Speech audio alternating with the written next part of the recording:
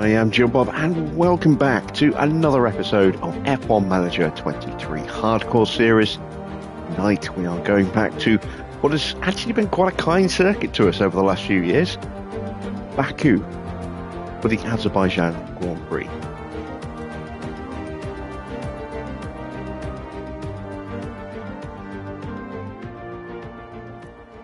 And while this may have been quite nice to us in previous years, don't think it's going to be quite so nice to us tonight.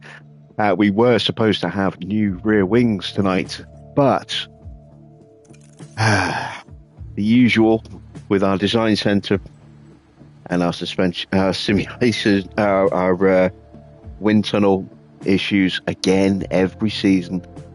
Doesn't matter which team we're at, we always get those two issues: a design centre fire, wind tunnel concerns, and they both hit us while these rear wings were being done. So we lost 18 days of testing time, development time on these rear wings. So they are not going to be ready for tonight after all. They should have been, but unfortunately, as you can see, they're still 2 days out. We are still shut down. So it's just so frustrating. I'll even rush their manufacturing a little bit, put 6 engineers on to try and get them back up and running in time after the wind tunnel issue, only for the design centre then burn down again. So, yeah, I'm a little concerned. Let's see just what our car is going to look like tonight. Let me check the parts. Got a definite difference in chassis there, so...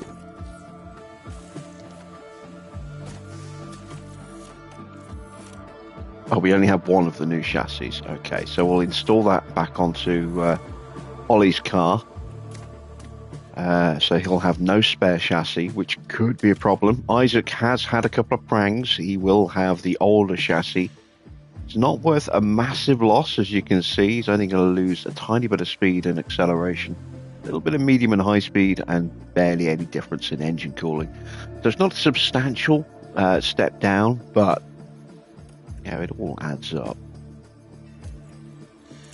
Alright, so we know they've got different chassis. They're on the same front wing, same rear wing, same side pod, same underfloor, same suspension.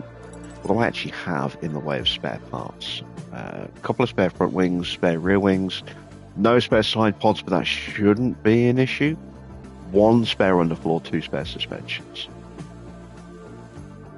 So the only issue is going to be that chassis on Behrman's car, because being a sprint weekend, once we hit sprint quali on the Friday, car gets locked into Parc Fermé, and if we then break that chassis at any point before the race, from then onwards we are going to have to emergency manufacture a replacement, which is going to be expensive, probably in the region of about $2 million. So yeah, not looking forward to that if that happens. Hopefully, fingers crossed, it won't. We do have potential for a wet sprint as well, so it's going to be interesting. I don't think I've done Baku in the rain for a very long time, so I am kind of curious as to how that will fare in this race. How you doing, David? How you doing, Mr. Water, Victor, Baron? Good to see you guys. Let's take a look then. How is our car sitting on the grid for tonight, at least on paper? Ooh, that is not good. We are now the slowest car. Let's see what the difference is with the 2 chassis. Not substantial at all. Oh, yeah, we are really slow. This is going to be a horrible race. This is going to be a really bad race. we might sneak some points if we're lucky, but yeah, that speed is not good. That DRS is not good. We were supposed to have a really big step forward, with these new rear wings, and yeah, that's obviously not happening. So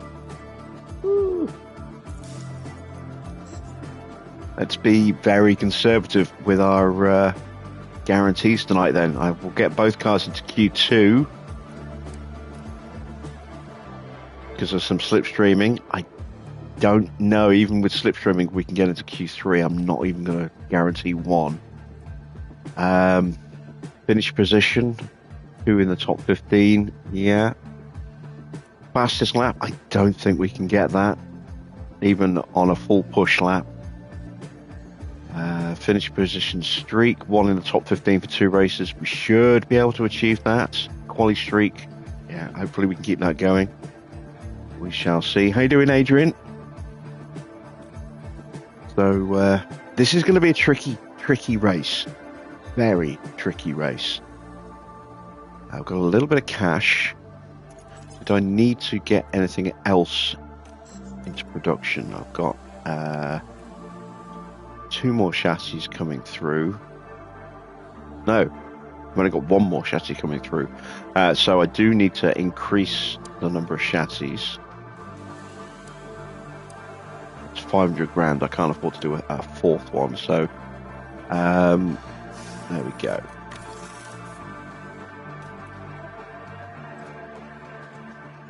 Let's head to Baku.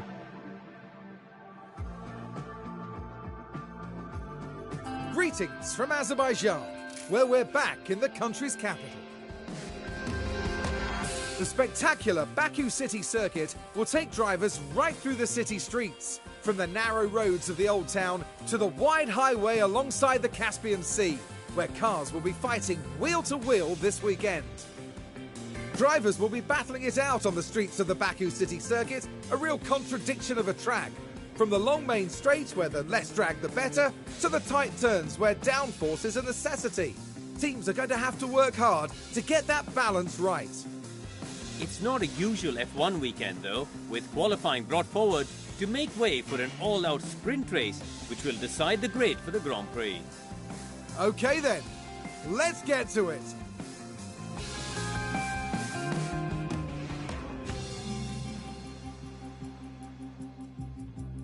Right. We are just running the main drivers, no reserve.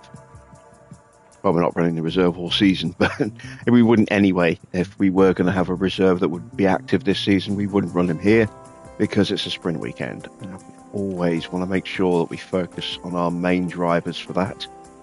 So 15 laps is what we need for Baku. Let's program those bits down. Let's have a look at engine parts. Are we swapping any of those over yet? No. Good. Let's check. Behrman's car should be in similar, if not slightly better condition. Yep, all good. Once again, 15 laps. Drop those settings. Oh, we dropped them on Behrman already. There we go. It's Isaac. We need to drop them. Let's program in. Yeah, here we go. So I was looking on the wrong car. We do need to swap them over on Isaac. I thought one of our cars had a bit of a shunt that needed to swap some parts over. There we go. Let's put a setup on for Isaac first then. Let's go with a 1.5, a 10.5, a 3.7, a 2.95, and a 0.85. Go. Right, but Ollie will go a little bit different. I like to mix them up a little bit, as I usually do. We'll go with a 1, a 10, to 8, a 3.15, and a 1. There we go. What did I think of the race? China was interesting. Thought the sprint was exciting, but that was mainly down to the unusual qualifying. Once Max got through, that was it, unfortunately. And the race was pretty boring. A couple of moments, but no real fight of any consequence during that race. Not for any sustained period of time, anyway. Bit of a shame. Had hopes that Ferrari would be a bit stronger than they were, but I guess it wasn't to be.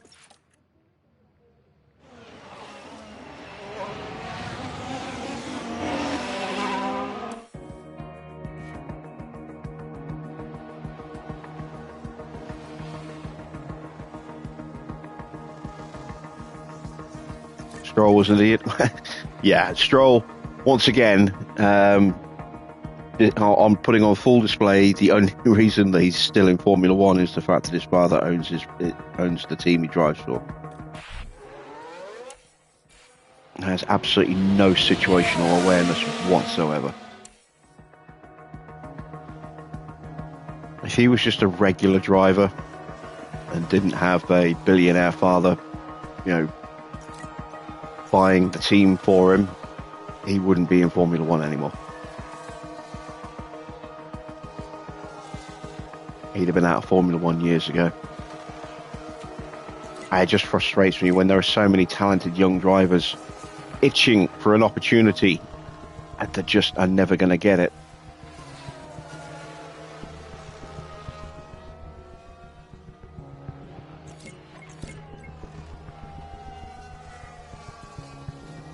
It's one of the reasons why I was so interested in having an 11th team, join the grid. It would be more opportunities for talented youngsters to, have a chance at a career. We've got 87 and 81. Neither of those are particularly good. I think I've probably missed the chance to get Ollie in this lap.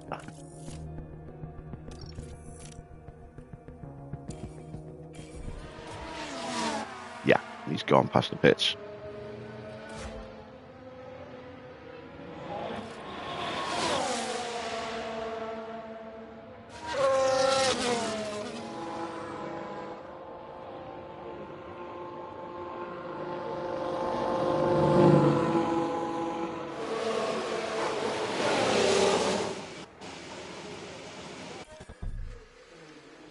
Dino says, crazy to think it's Stroll's 8th season.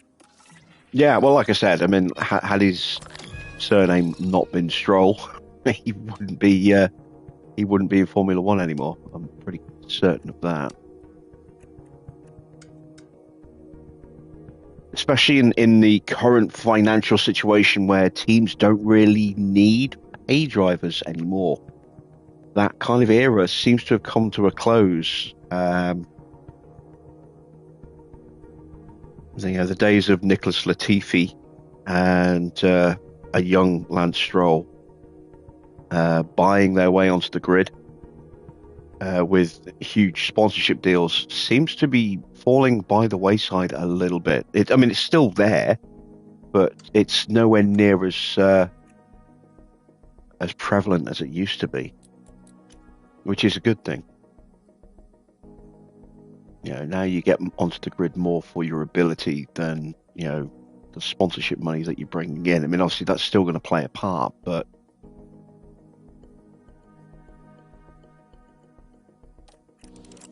we shall see.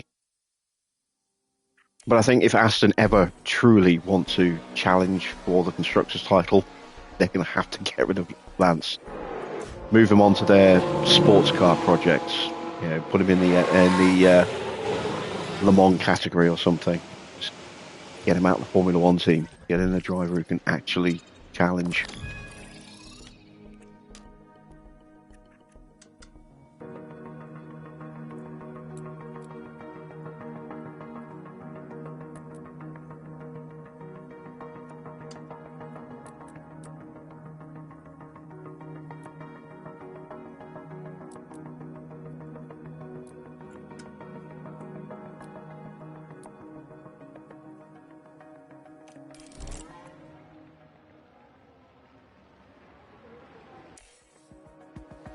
Stroll is probably the second worst driver behind Mazepin. No, they've been worse. There have been worse drivers, but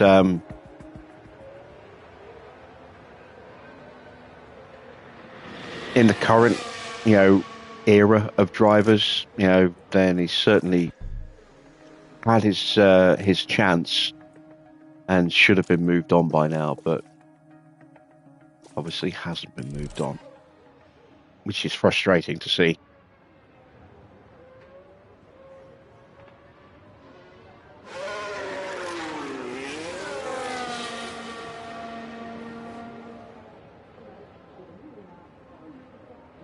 Yeah, the teams don't want to dilute their prize fund at the end of the season.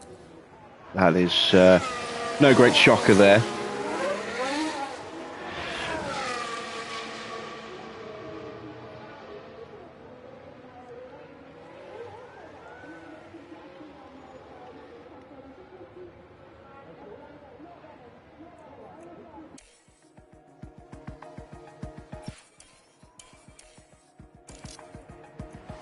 Stick a little bit of extra fuel in.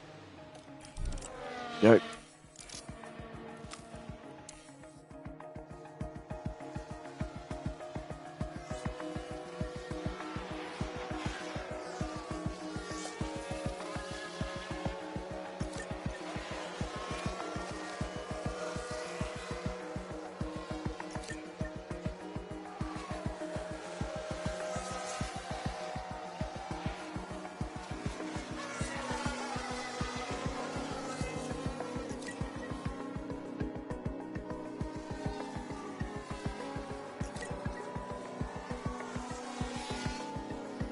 Pot was originally made for 12. Yeah, I mean, there are rules for a limit of up to 12 teams, but the way the Concord Agreement is written means that the other teams have to approve those entries, and of course they have no obligation to do so, so they won't.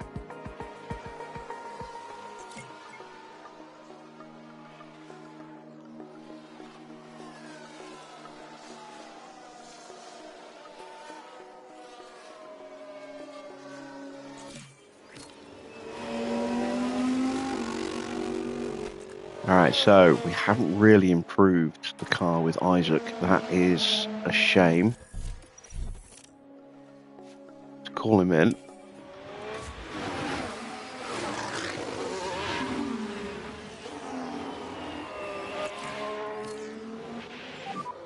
Are you happy with the car? I don't know if they want points to 12. I've not seen that. I've seen somebody suggesting that on Reddit, but I haven't seen that was something that the teams have put forward that they want.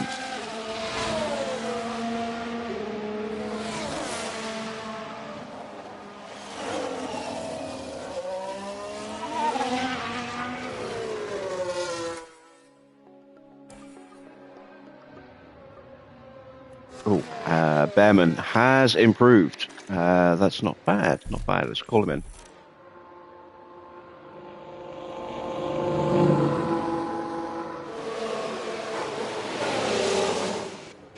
These extra percentage points on setup could be vital, considering how bad our car is right now. We are a little bit off everywhere. Not sure where we need to find that performance. Can't go all the way up to a 2 without bringing this back down again. That might work. No, that's too much.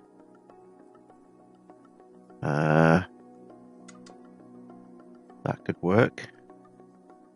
210, 283 and a 1. No, that won't work because that's not enough movement on the braking stability.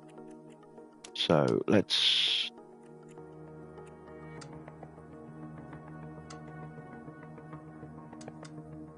That has to be all the way up there, which means I have to pull that back that way.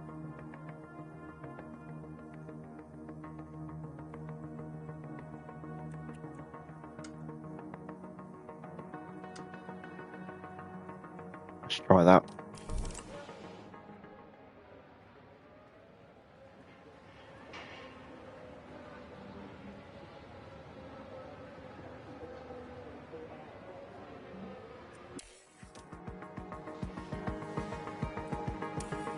Alright, so we should only need a couple of small tweaks on Ollie's car here.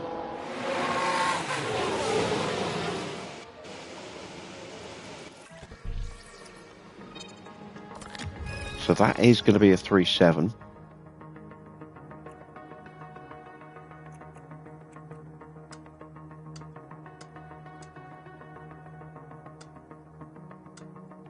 That has to go to there. That can come back in a bit.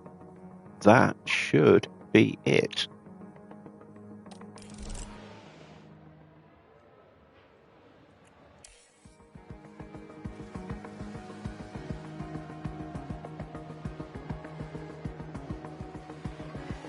We'll get a chance for a little bit of feedback, but not a huge amount.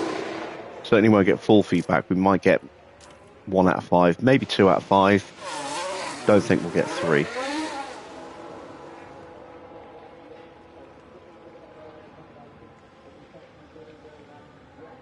Yes, the anti-dilution fund, Baron. They have to pay that in to compensate other teams for the loss of prize money.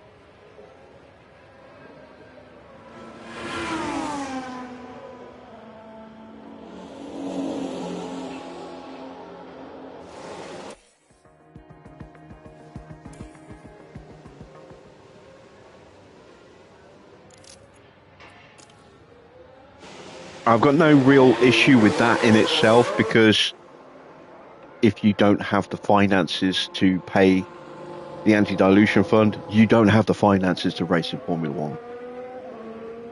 It's a very expensive business, and if you can't afford to pay the 200 million anti-dilution fund, then you've got no business being in Formula One, because you certainly will not have the budget to be anywhere near competitive, in any way, shape or form. So I have no issue with the anti-dilution fund itself. I think that is a sensible precaution, as well as a way to weed out the pretenders from the serious candidates in the application process.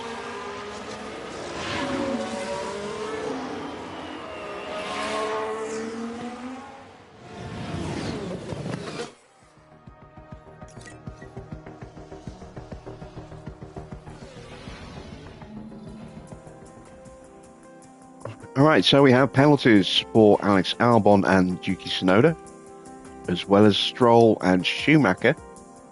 Yeah, very weird race in Melbourne. Lots of penalties to be issued out. Obviously, those will not come into effect until after the sprint itself. So wherever they finish in the sprint, that is when those penalties will kick in. We have a little bit of track knowledge. It would have been nicer to get that up closer to 40, so we're probably not going to hit 100% tonight. Car part knowledge, we'll get that to 100. We'll get that probably up to about 90 by the end of practice 2 after sprint quali. Let's have a look at the setups though, once we go through the sprint quali lead-in.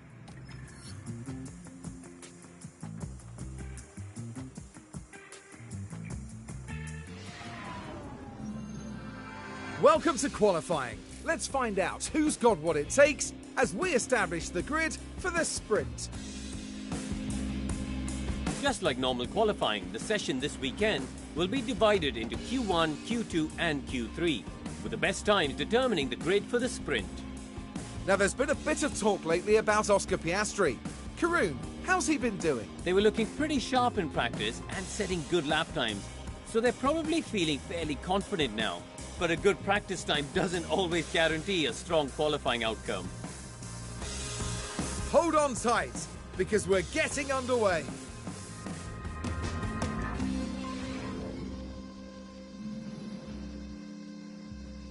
So if the points are set to 12 to happen, then 5 points for 8th, etc. Yeah, I mean, the current point system is 25 for the win, 18 for the second, 15 for third, then 12, 10, 8, 6, 4, 2, 1. Basically, it's going to add in a 5 and a 3, so it'll go to 10, 8, 6, 5, 4, 3, 2, 1. That's what's being proposed, apparently.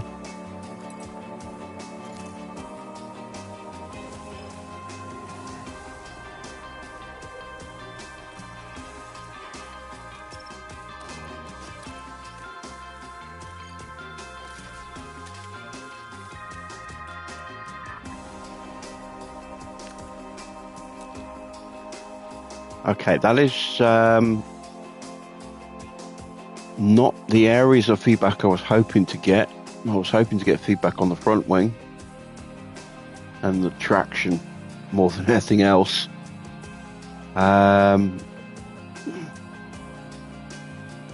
It's possible that could be a 3.7, but I don't think it is. We'll just have to see. We'll just have to see how we do with that. Let's take a look at Ollie's.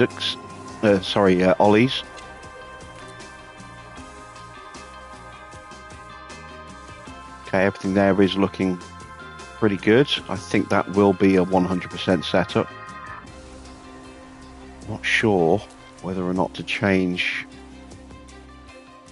engine and gearbox though. I mean, we're not going to do well tonight, so I think it makes sense to run older parts where we can. Just don't really have that option for Isaac with his engine and ERS, unfortunately. Let's see what we can do with qualifying. I'm guessing not that much.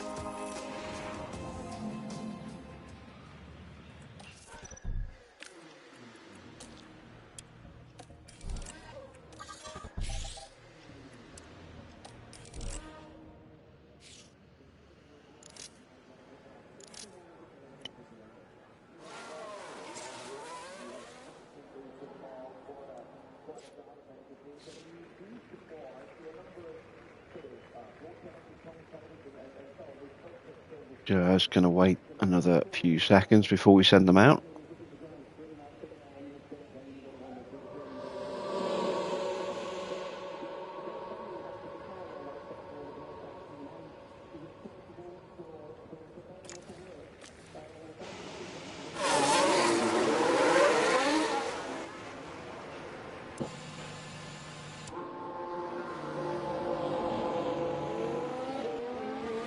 Gasly's going to get a nice little slipstream off the back of us by the look of it.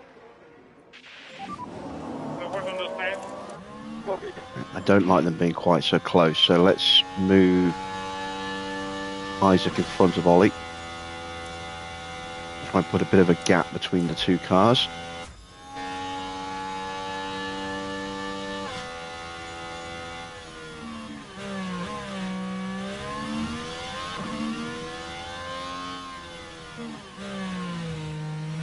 A little bit too close.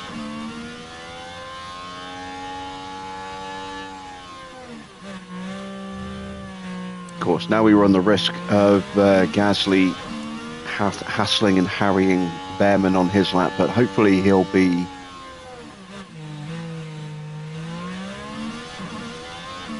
able to drive pretty effectively and not have to go defensively.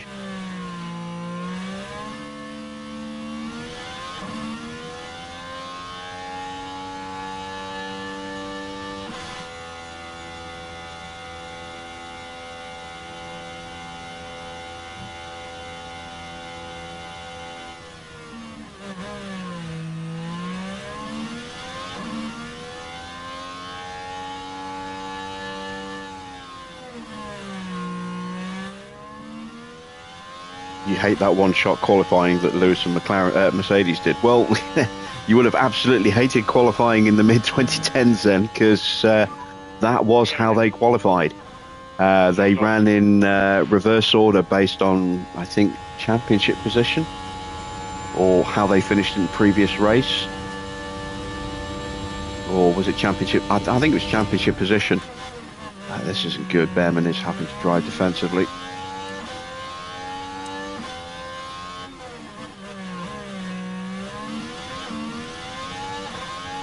But yeah, the cars went out one at a time.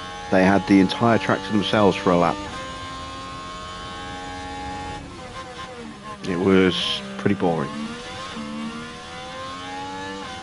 That was back when Formula One were trying to find new and creative ways to make qualifying more exciting for people. Because, I mean, in the old days, qualifying was just a 1 hour session, and you had no limit on laps. You could just go out and do as many laps as you wanted, and you would get these periods where you get a few cars out at the beginning just to clean the track up and not really do much, and then there'd be a lot of cars just sat in the garage for ages, and a couple more cars to trickle out, and then you just get this flurry of activity with about 5-10 minutes to go, and just lots of periods where no cars were on track.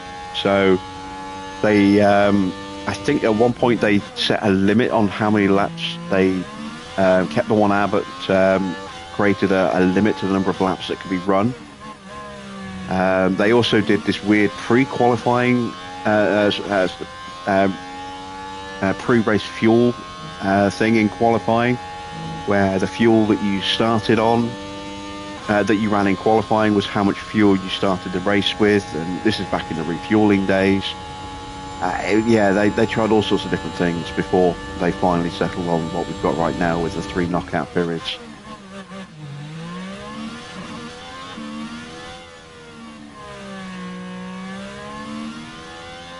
Right, so Gasly set the fastest time, no surprise there. Right on the gearbox of Ollie, but Ollie was pretty quick. 41.4, just 50 thousandths of a second slower. And 141.6, so only 2.5 tenths off with Isaac.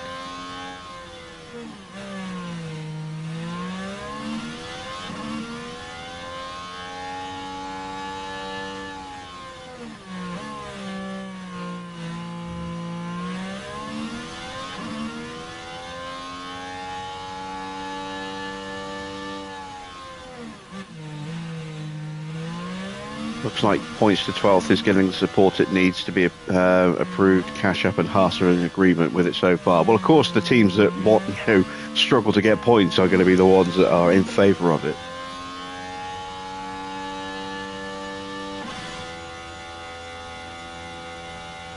You could probably count Red Bull in that party as well, just so that it's more points for their junior team.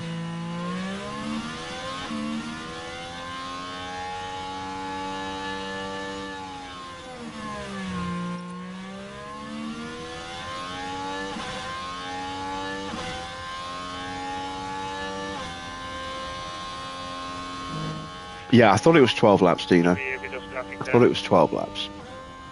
Let's get going.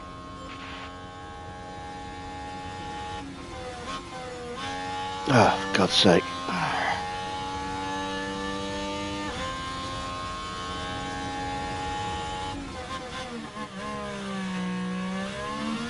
Lap ruined. Both cars.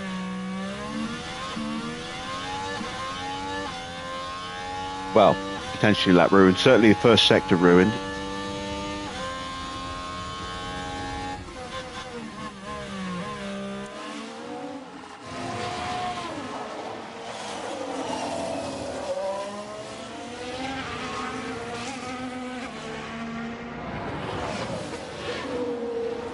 Yeah, both cars slow in the first section. You see, I don't think they should be doing points to 12th unless they had 2 more cars on the grid.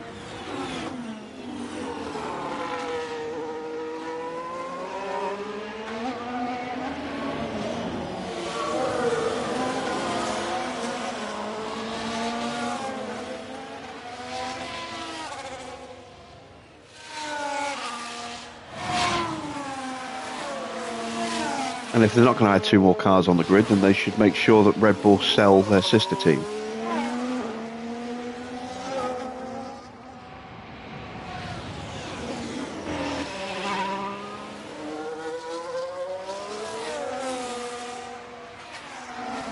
So Hajar has improved in the middle. Ollie hasn't. Oh, he's going to get his lap ruined again, is he? Yes, he is. For God's sake, both drivers just getting screwed over again.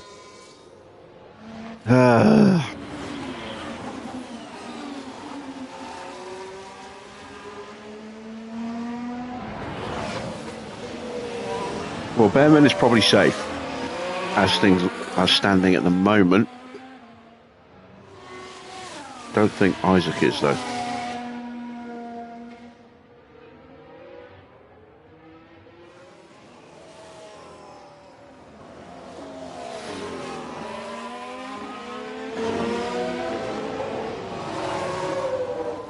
Let's get the cars back to the garage.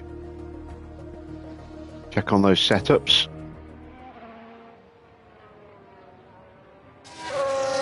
All we can change now is the front wing angle. That's it.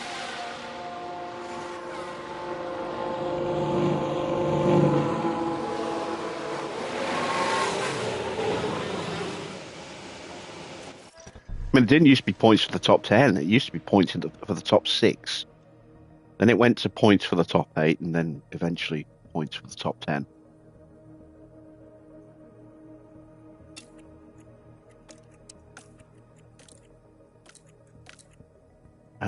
There we go. We got it spot on with Isaac.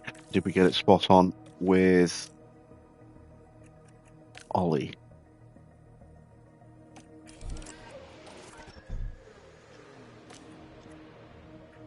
Yes, we did. Fantastic. That helps.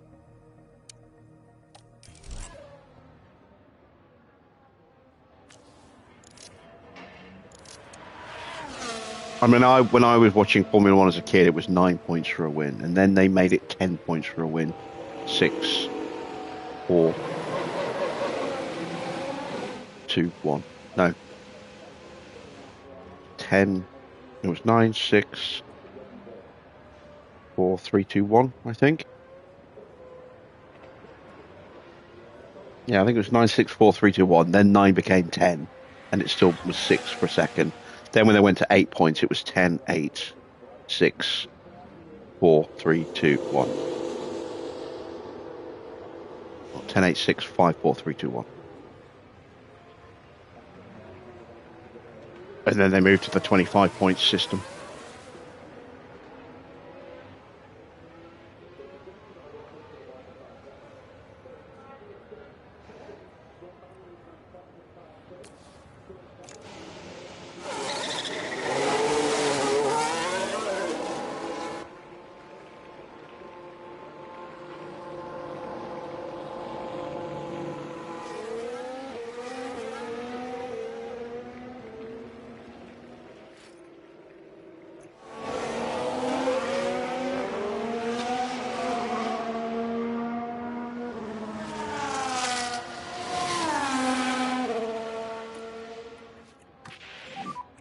Working on those brakes and tires. Copy. So yeah, they changed the points from 9 to 10 in the early 90s, and then I think around 2000 or so they changed it to top 8. 10 points for a win with 8 per second and so on. And then when did they switch to 25 for a win?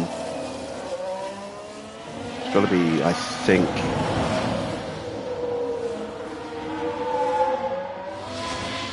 possibly around the time of the new engine regs in 2013, I think.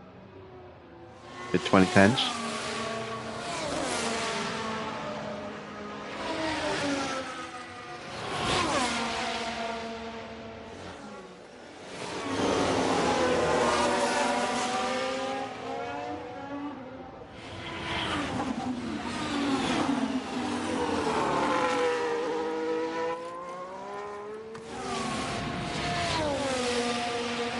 God, was it really 2010? They went to 25 points. Jesus. I didn't think it was that long. I thought it was after they, either after or the same year that they changed the engine regulations, so 2013, 2014.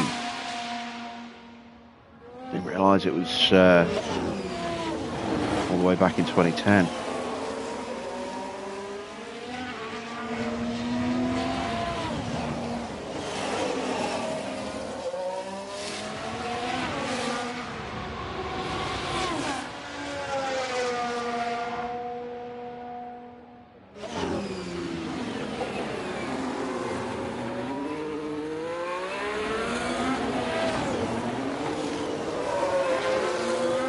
I guess so, Mr. Water. I guess so.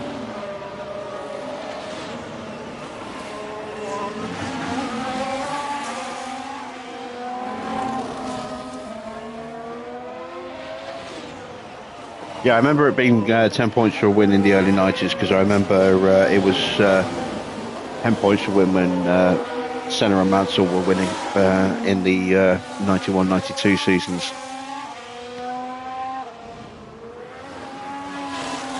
I think it was like 87, 88 when I first started watching Formula One.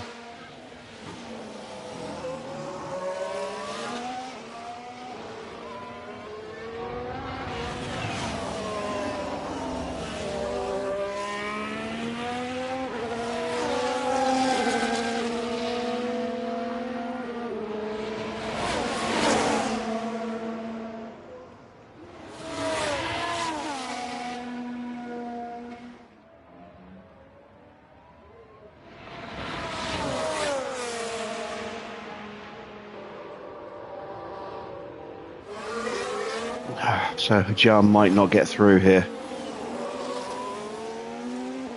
I haven't got time for another lap now. I had hoped to switch them rounds, but they weren't close enough. V1, V1.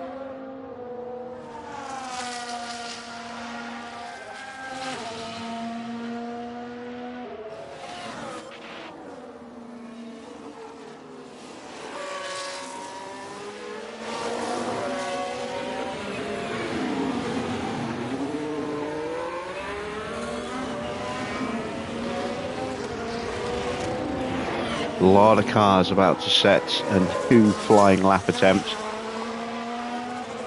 that could all improve. Is Joe currently on a flying lap? He is. Where is Joe?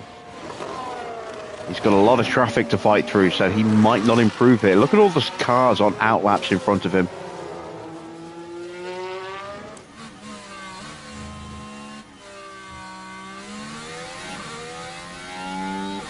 Balajak's now just running up to the line to start his flying lap.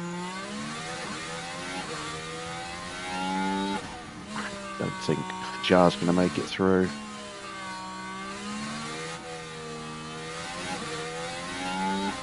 So we're going to lose some money with the sponsors if he does get knocked out.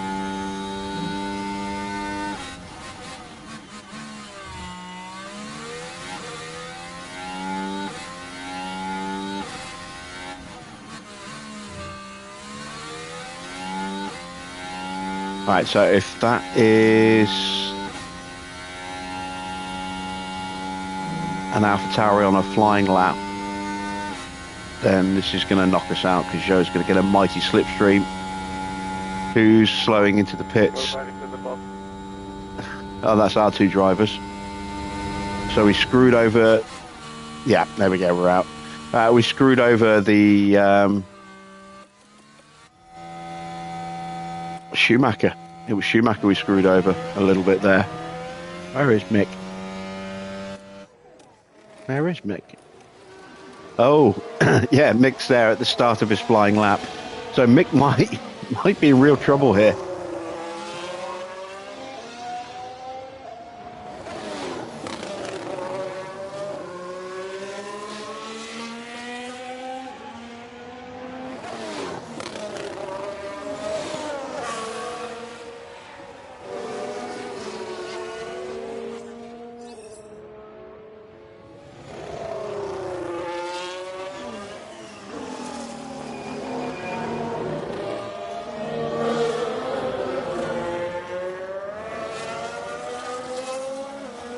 Giovinazzi improves above Hajar as well. That means he's up to down to 17th now. Let's see, where's Norris? There's Norris and there's Stroll. So Schumacher will cross the line first out of those 3.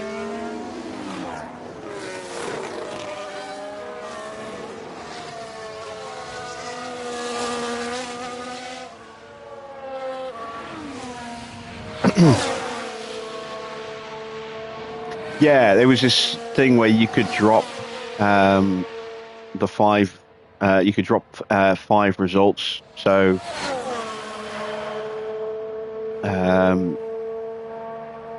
He obviously dropped the worst results that you had. And Schumacher is out. He was held up enough to stop him from getting through. Stroll is out. Norris is out as well. So Hajar has got some big names for company at the back of the grid there. Stroll, Norris and Schumacher. Giovinazzi just in front of him.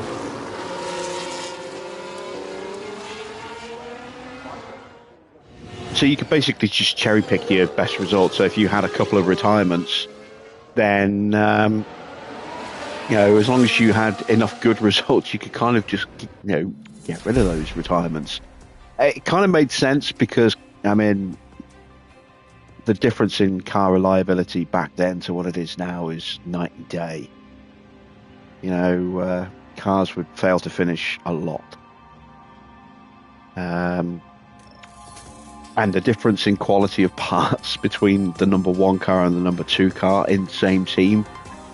Usually the number two car had like a 40% less chance of actually finishing the race, generally, depending on the team.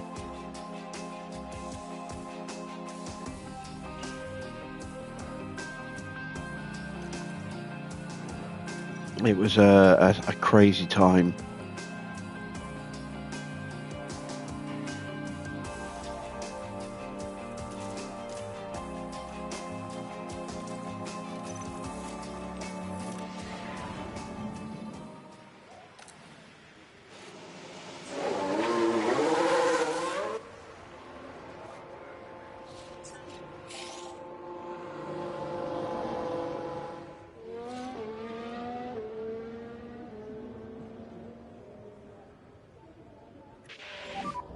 Work as much as you can on brakes and tires.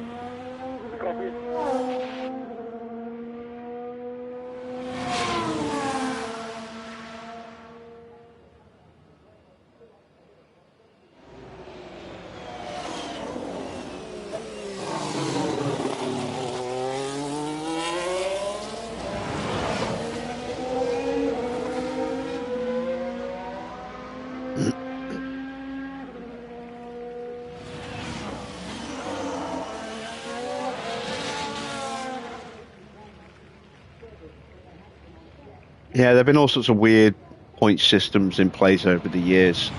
I remember Bernie at one point, I forget where, I think it was in the 2000s, tried to get rid of, it might have been it might have been in the 2010s, just before Liberty bought him out and then kicked him off the board.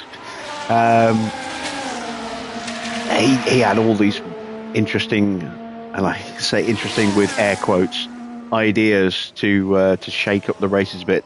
There was the suggestion that they get rid of points altogether and just have a medal system, bronze, gold, silver and gold medals, and whoever had the most gold medals won the World Championship at the end of the season. That was an idea that obviously never came to fruition. Another one was to have sprinklers along the side of the track that would that had a chance of them being randomly turned on at a certain point of the race to create a wet track. Because wet races are always more exciting and unpredictable.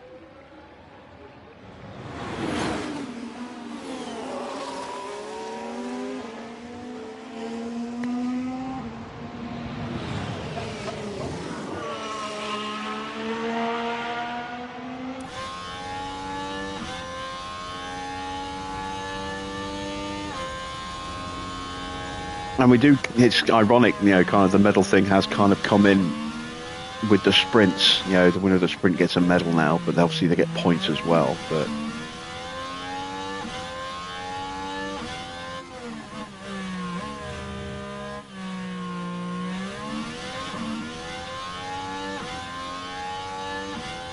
reverse grid would be good going in championship order. It opens up a lot of potential for manipulation. Teams could deliberately,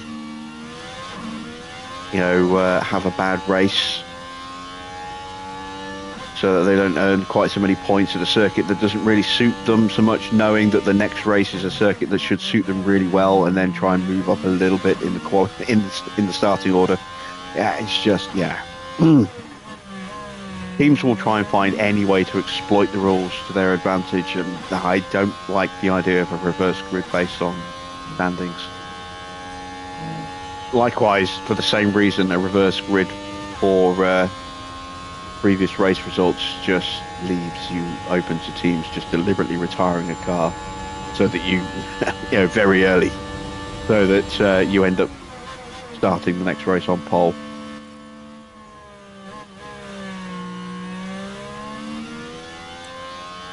Right, let's see, a 141.6. Not bad for scrub tyres. Half a second off of Oscar's time. Max goes a bit quicker.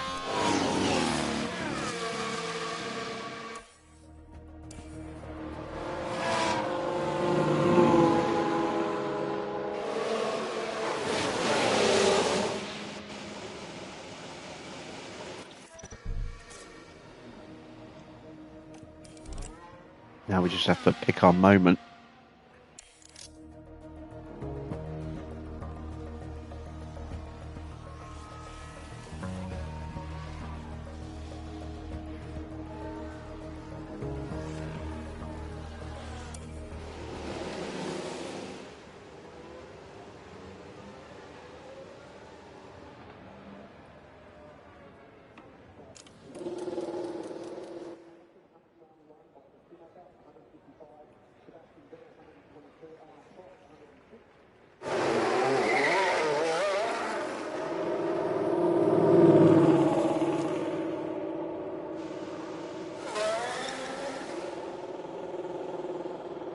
There we go.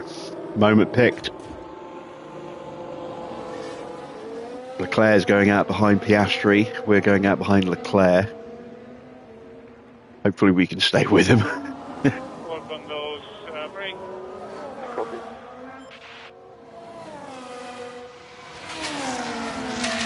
I mean, having a reverse grid can make for some compelling racing.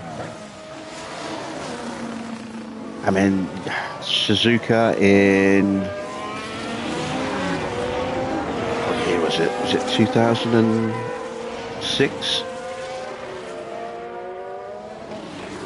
When Kimi Raikkonen won.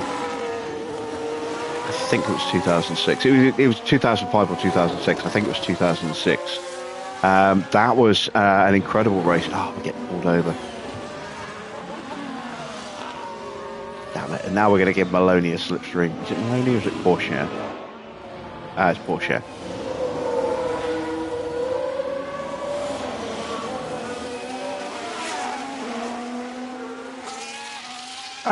But I mean, that came down to just a chaotic qualifying.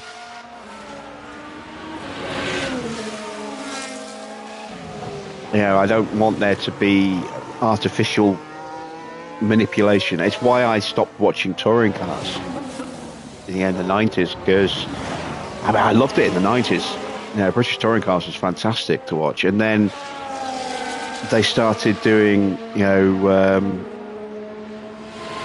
reverse grids or partially reverse grids, and adding ballast between races, you know, so that, you know, if you did really well, you were penalised with a weight penalty in the subsequent race at the same track, and if you did poorly, then you had ballast taken out, and it's just it just felt so artificial. It's like, this car's really good, but only for this one race, and this car's really bad, but only for this one race, and the next race is really good, and it's just, you know, and there's like 3 races at the same track in the same afternoon, and it's just, yeah, it felt forced, and so I just stopped watching it. I haven't watched it since.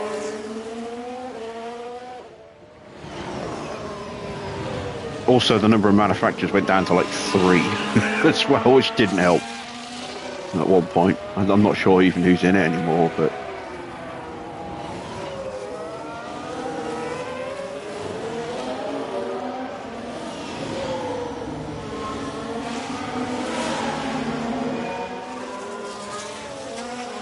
how you doing, Derek?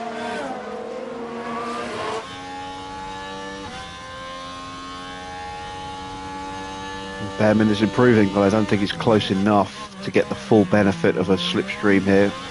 Might get a little bit. Getting under pressure from Porsche now as well, which is compromising me slightly. Have we done enough, though, to get through?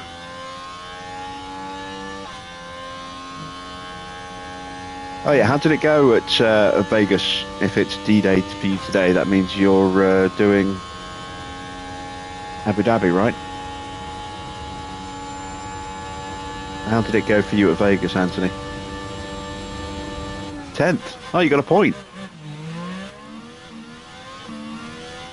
All right, we have snuck into the top 10.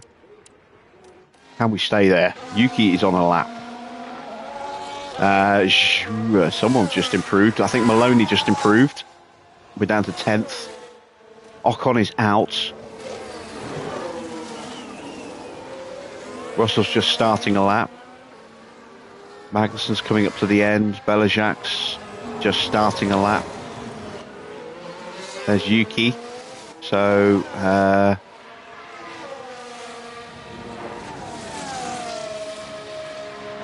let's see what happens. There's Magnussen behind Yuki, who's going to get a toe off the back of Zhou. So I think we're going to get knocked out. Yep, we're out. But then I didn't think we'd reach Q3 anyway, so... what a shame. Alright, well, let's see. Can we... we're at least starting no worse than 14th. And we hold on to 12th. It's down to Russell and Belajac.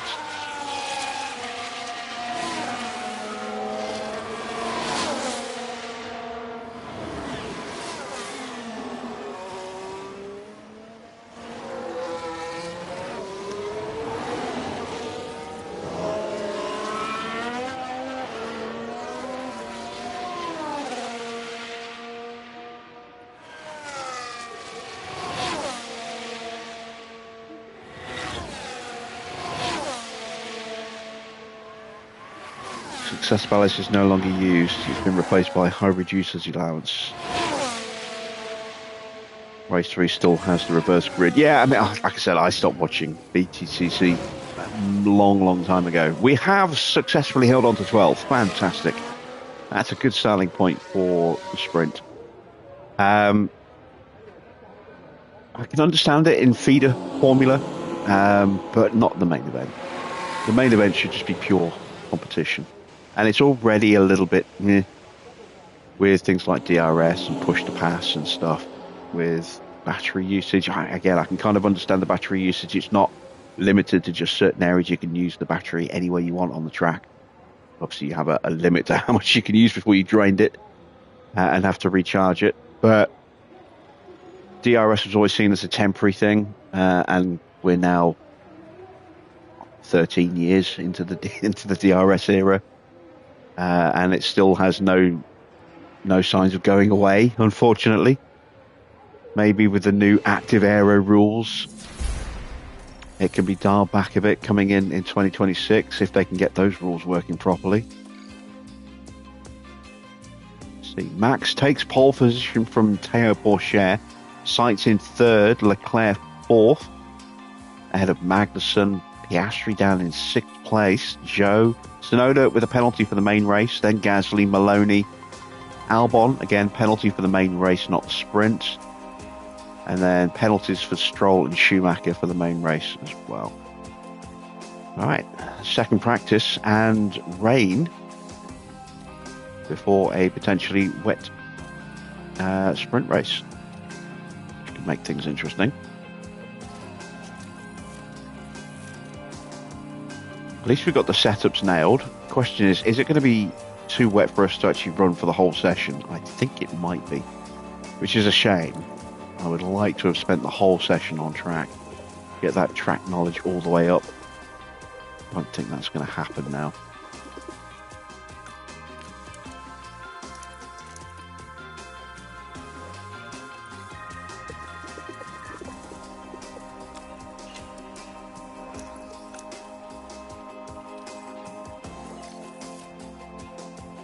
Does anyone watch Le Mans? No, I've never really followed Le Mans.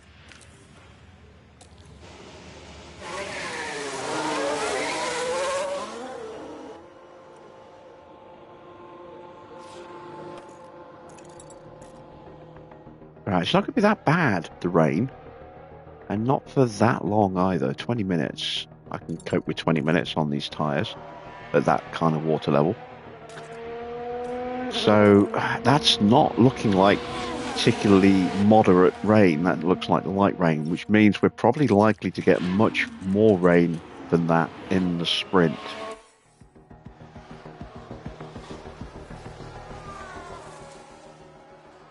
Unless, of course, we've just got a terrible weather system. What is our weather radar? Level 2. So it is a terrible weather radar system.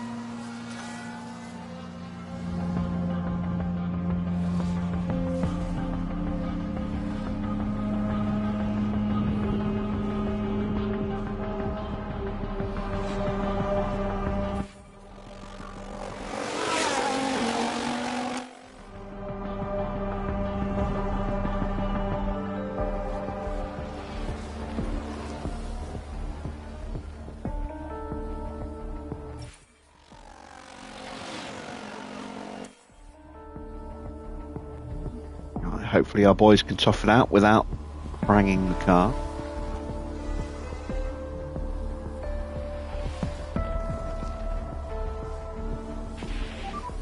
Give me a minute.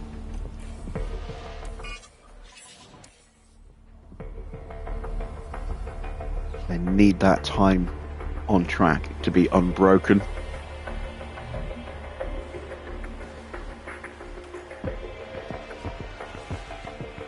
Yeah, water level's not too bad. They'll be slow, but that's fine.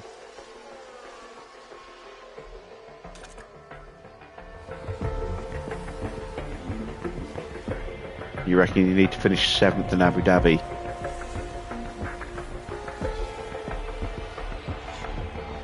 Well, good luck. If you're down in 13th, then you're going to need something. You're going to need a safety car of some kind. Virtual or real, to help you out by the sound of it. It's a lot of places to move up, 6 places when you've got a car that is underperforming.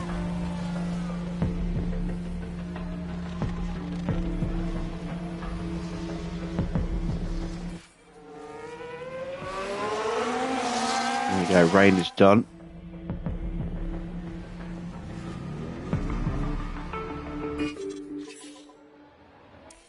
Back to dry running.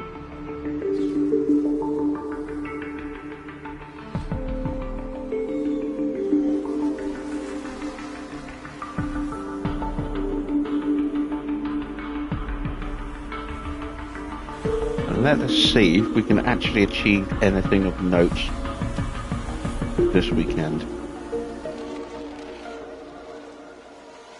I'm hopeful Ollie has a chance of points. Don't know about Isaac, although Isaac will have a fresher engine, so he will theoretically have more power available. Ollie does seem to be the quicker of the two.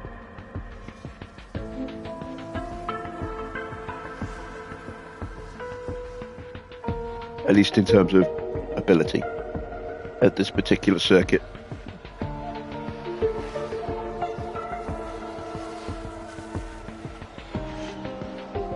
Does the board actually have no confidence in you, or are you at low confidence, Anthony? If they're at low confidence, you're safe.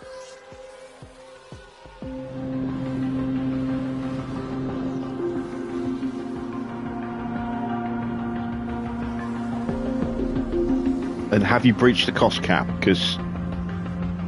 oh, they're at no confidence. Oh yeah, in that case... yeah, you might get fired. If you do get fired, where are you going to go? Assuming that your managerial rating allows you to.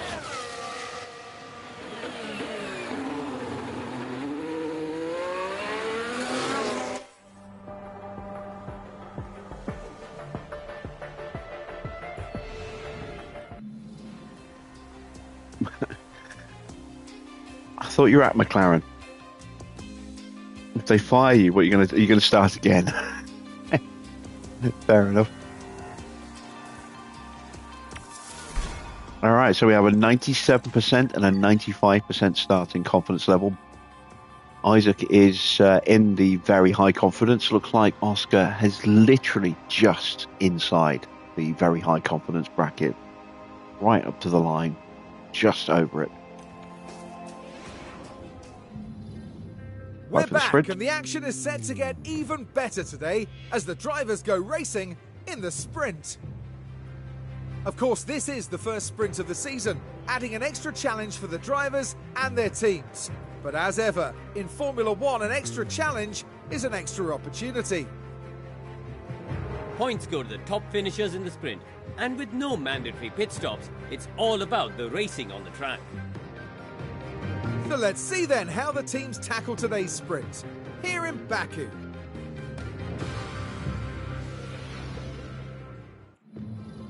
It was posited to me that Haas might have been a harder challenge instead of going to Alfa Romeo. I actually went back to the end of year and signed instead for Haas this morning, just to see what the condition of the car was like, the facilities, etc., and run up to the first race with that first round of upgrades. Yeah, Haas blew out of the water in terms of experience. Much better car, facilities higher rated and in better condition for the most part. Yeah, made the right choice for the challenge of switching to Alfa Romeo. Right, we have a sprint to come with potential rain. No, apparently no rain. That makes things interesting. We are going to go soft tyres.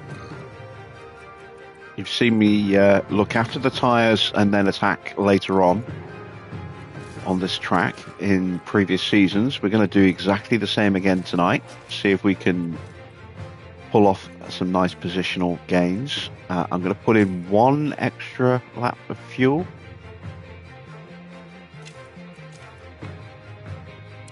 Going to go very aggressive off the line at the start and then probably calm things down very quickly.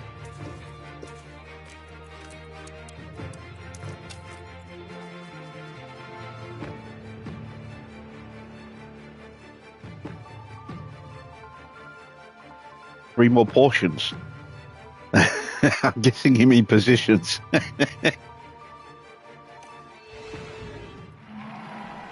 Our sprint today sees the drivers take on 17 laps of the Baku city circuit. Expect to see plenty making the most of Baku's long, wide main straight. That's going to be their best chance to overtake and secure a strong result. A sprint victory and points up for grabs right here. Now's the time for the sprint here in Baku. And it's lights out and away we go. All right, can we dive up the inside? No. We've just about held Ocon off though. Hajar's moved up a place.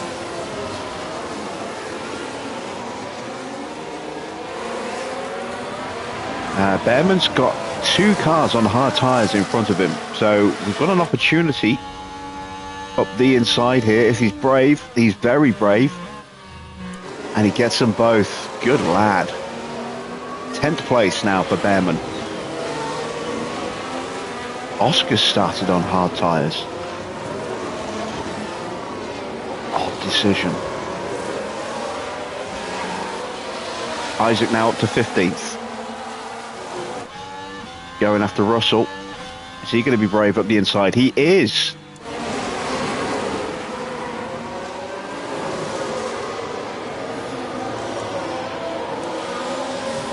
What a start for both of our boys there. Hajar up 3 places. Oscar up, Isaac up 2. Ollie up 2 places. Oh, Jesus. I said I was going to get the names wrong. Spent so many races with Mick and Oscar. Behrman's up the inside again.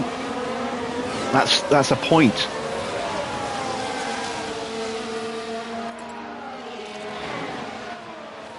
And now we're right on the back of Oscar, who's on hard tyres, so should be easier to stay with.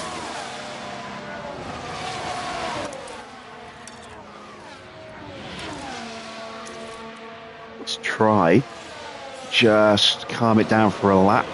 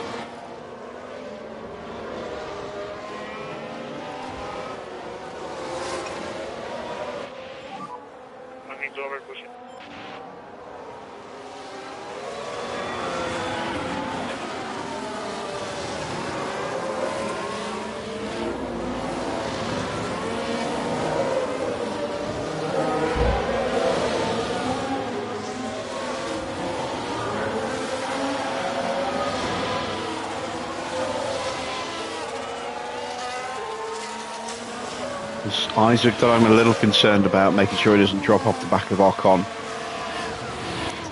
I'll just turn him back up again. Ollie is okay on the back of Oscar for now, but I am going to push him at the end of this lap. I'm trying to go faster. Start at the beginning of the next lap, because Oscar's out of DRS range of Magnussen on those hard tyres already.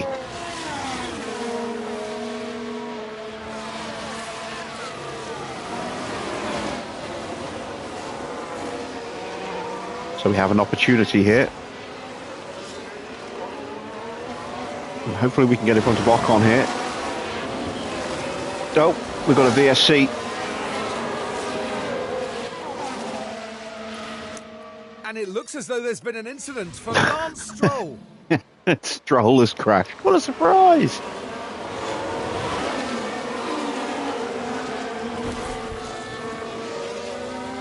No.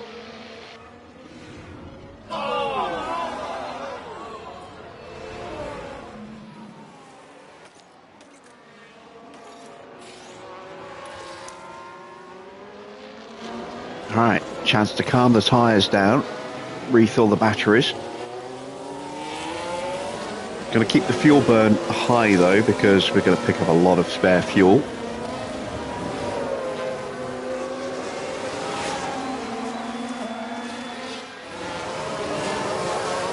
Depending on how long the VSC stays out for.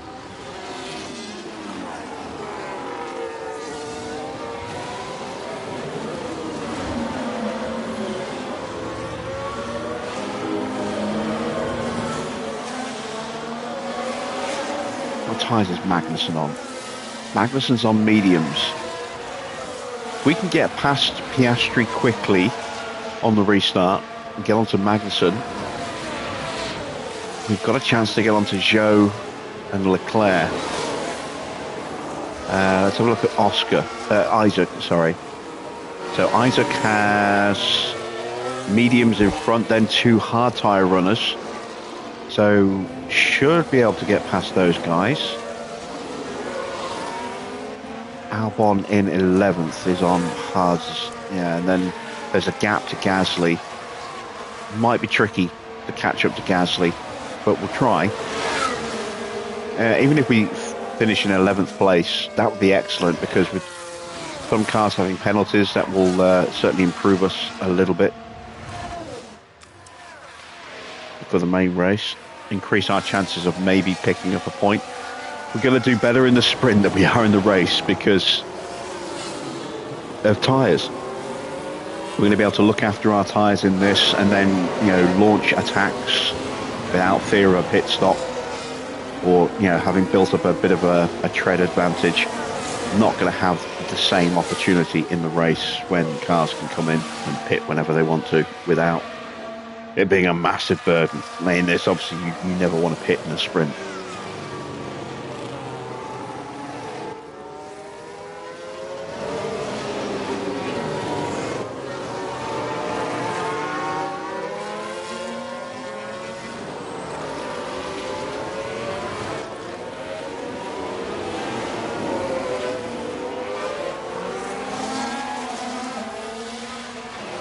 So you can see we've gained an extra kilo of fuel under one lap of VSC. That now is more than enough fuel to get us to the end, I think, at this braking rate. And there is the VSC ending. Let's go straight on the attack. I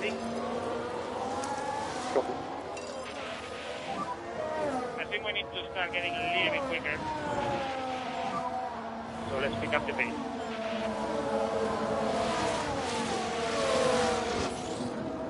I'll try and catch Oscar unawares.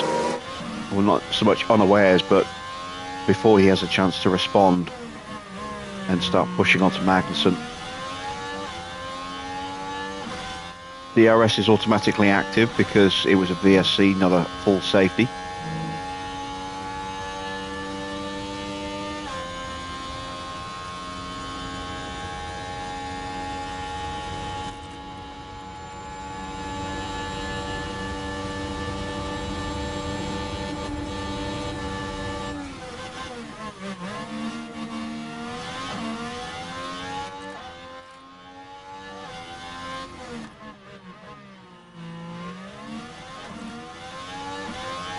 There we go, got him through.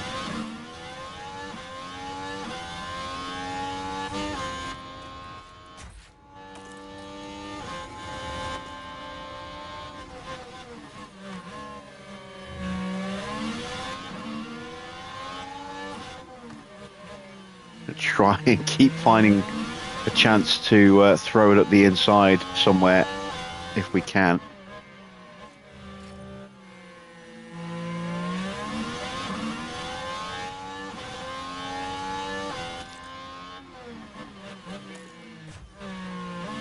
Almost onto the back of Magnussen.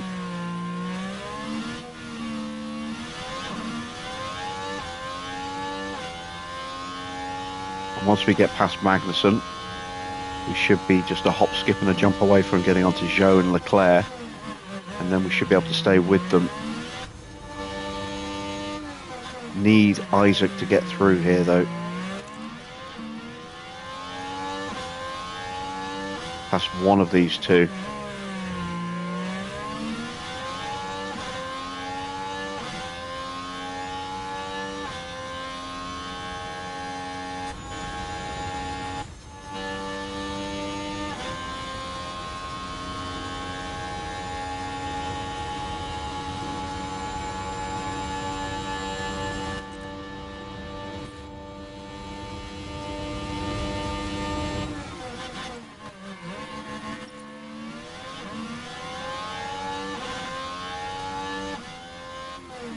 There we go. That's what I was hoping. Get one of them there, and then as the other one goes defensively, we get past both of them. Beautiful stuff. Behrman is through. Got to push hard just for a couple more corners.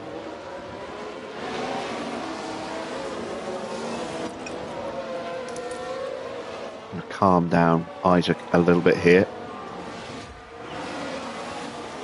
Behrman's so close. There we go, we've got him.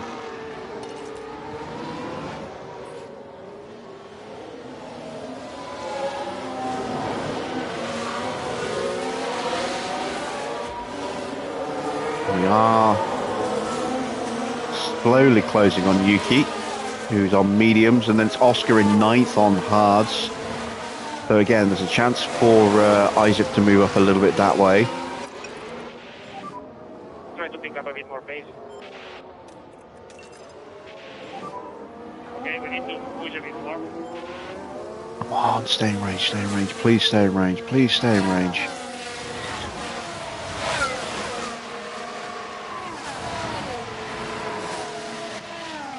It's not going to stay in range. Ah, damn it.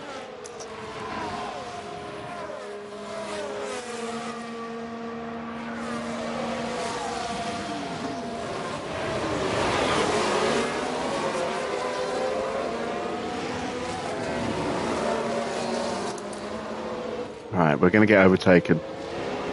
Can't stay close enough.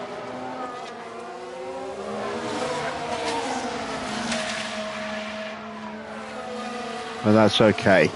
Because just being as high as 7th is fantastic stuff. It's up 5 places for Behrman.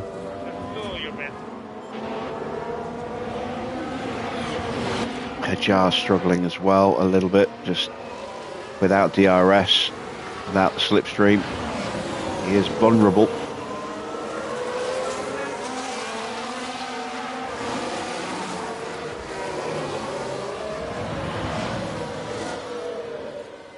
Alright, give it up, Behrman. Give it up.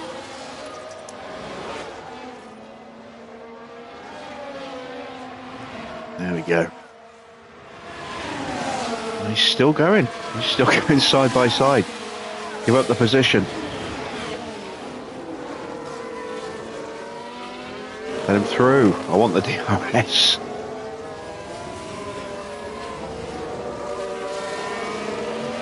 He doesn't want to give it up.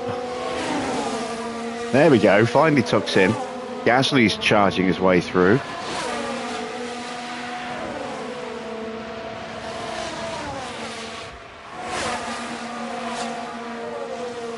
Hajar is hanging on to the place. We'll leave him like that for now.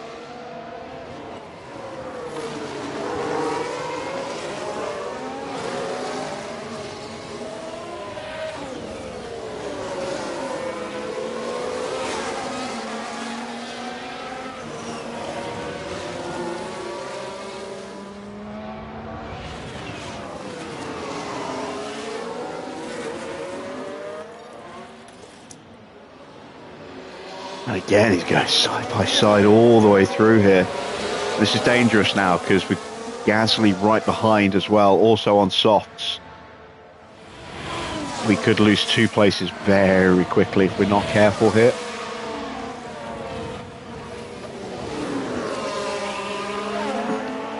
Right, we've opened up the inside line there for Magnussen to let us take the DRS off him.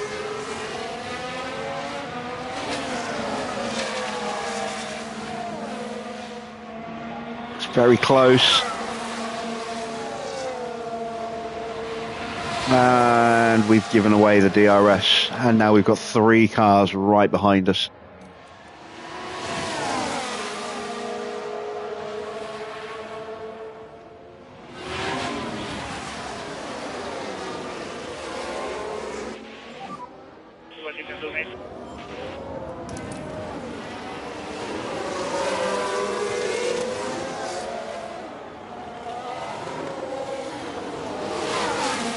So we're being boxed in now by Gasly. But at least we've kept the Alpine behind us. I would dearly love to finish with a point here in this sprint.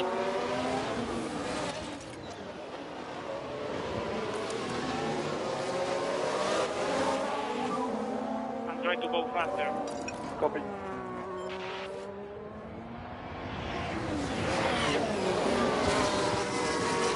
We're going to focus our attention on Behrman. Just going to leave, Hajar tucked in behind Maloney. Try and build his battery back up a bit.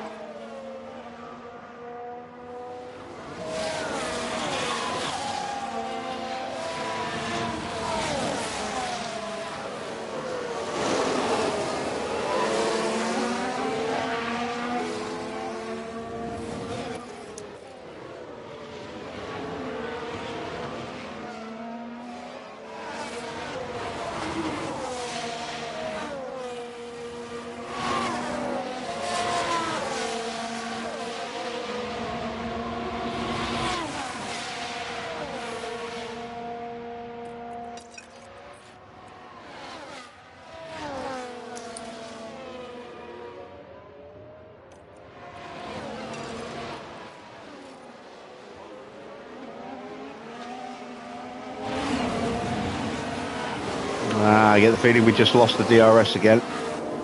Yes, we did. Damn it. Oh no, we got it. Whew. Thought I'd screwed up big time there.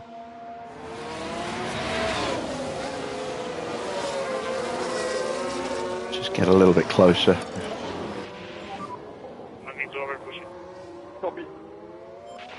Magnussen's in front of Gasly. That should slow the pace down slightly in front. The charge back through against Maloney.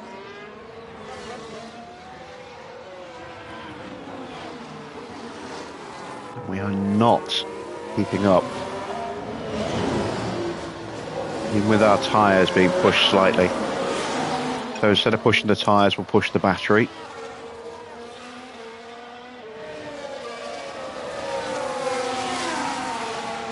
Oscar's closing up again now.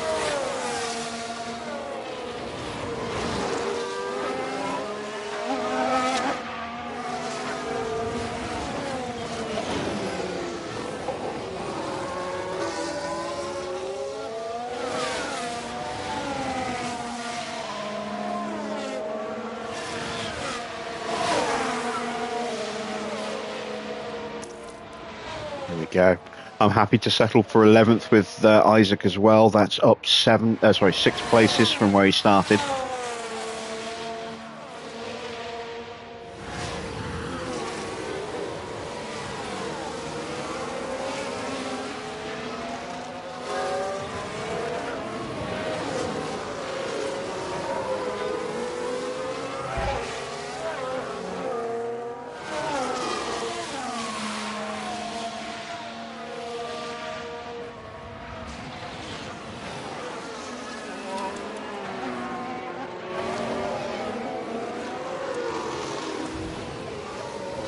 Maloney gets through again.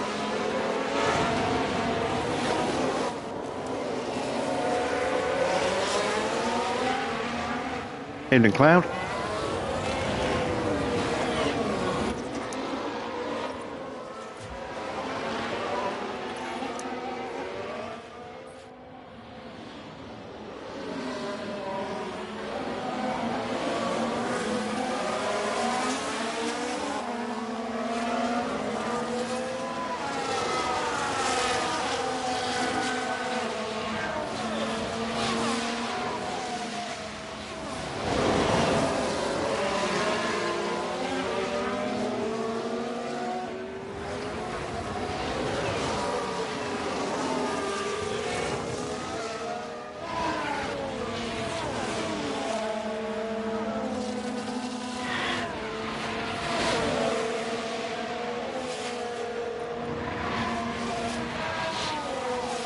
So we're not in a bad place right now. 8th place. Tyres are in good shape. Batteries recharging.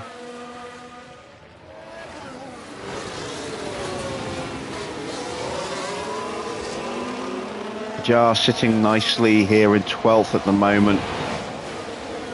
His battery's almost fully charged. Put him back into top-up mode.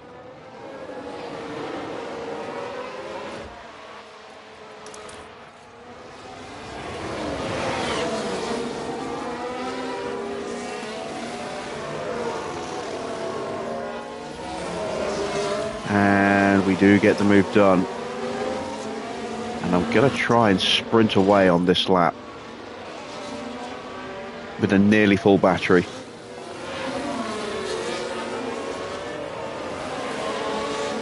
It's going to be tricky. Maloney has got a quick car. He's got some exceptional pace stats as well. But I'm hoping that he'll get embroiled in a battle behind him.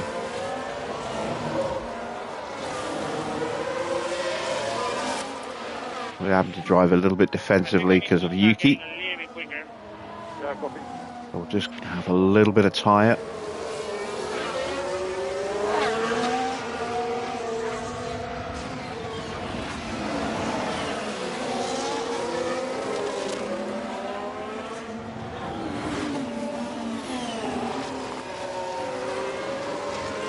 I think we're actually losing ground to Gasly. Yeah, we are.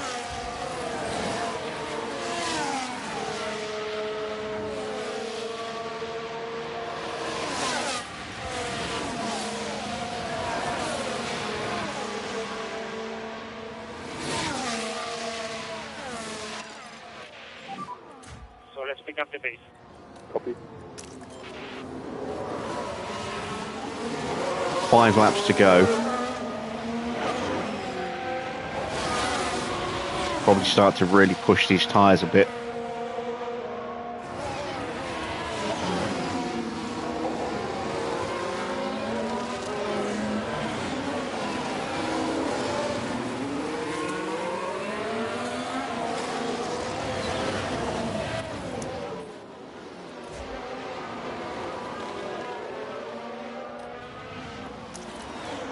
So we've broken away from the cars behind. And we are closing on Oscar.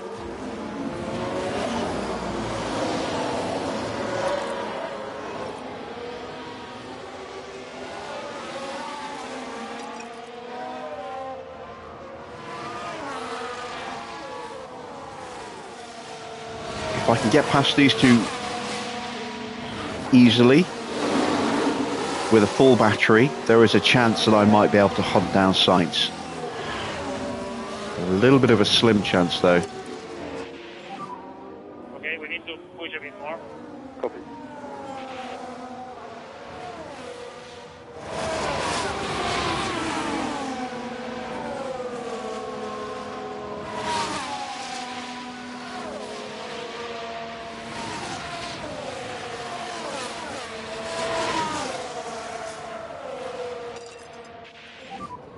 Try to pick up a bit more pace. Copy.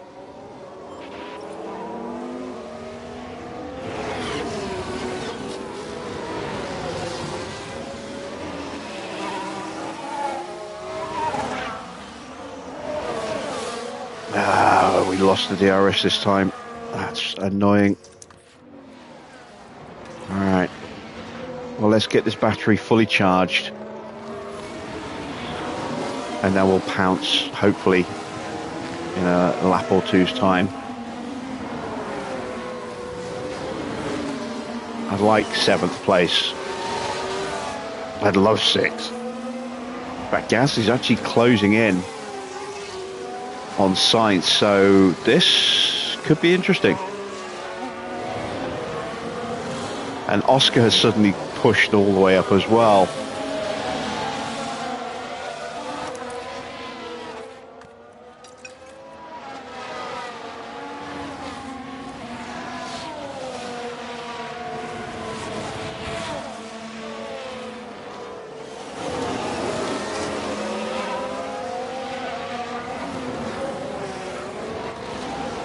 And Yuki has been dropped. So, oh, Yuki's gone off.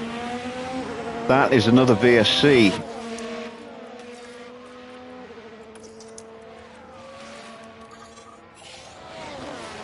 And that's a 3rd weekend in a row that Yuki has destroyed his car. Tsunoda? It's never a dull race when Yuki's on the grid, is it?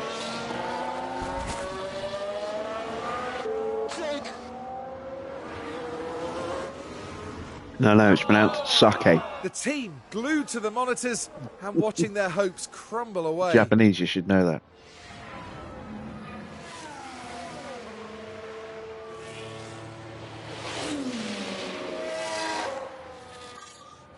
However, this does mean that we are now in a desperate fight to hold on to 8th place, because by the time the VST comes in, I don't think we're going to be able to catch back up to Magnussen and Gasly. Maybe, if we're lucky. There is a gap between them, actually. 3 laps to go. 3 laps. We will have a full battery and plenty of tyre. I don't know if Behrman will get any higher than 8th. Isaac might, if we can get a full battery in him, or at least close to a full battery, might be able to get Isaac ahead of Oscar. Softs against hards. It's doable, maybe.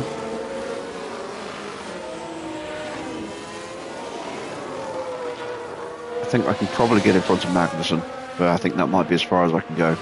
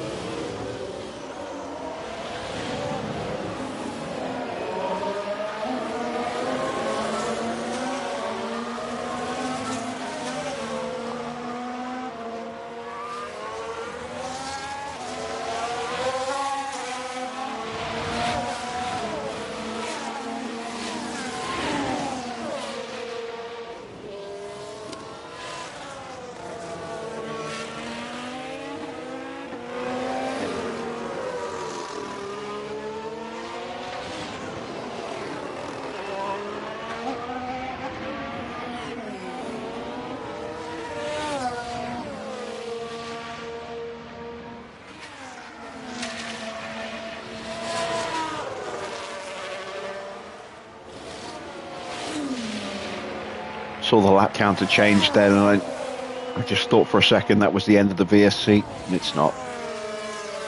Need it to end soon, though, if I've got any chance of moving my drivers up another place.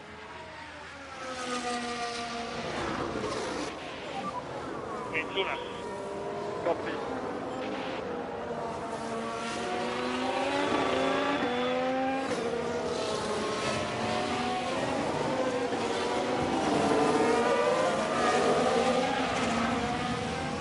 Even the juice. There we go. That's what we were waiting for.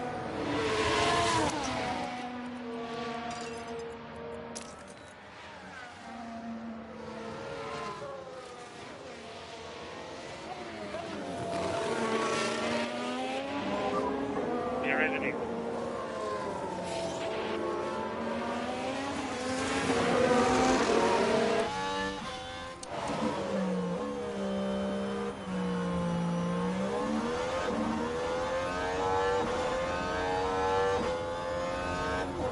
Can we catch Kevin?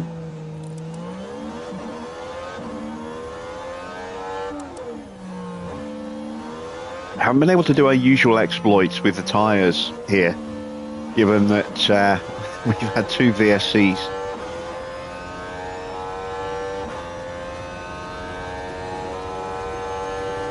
Evening, Army. I'm not sure we're going to get close enough to Kevin. We've taken some time out of him, but I don't think we're going to have enough. Ajar is going to basically finish in 10th, which is still a massive improvement, up 7 places.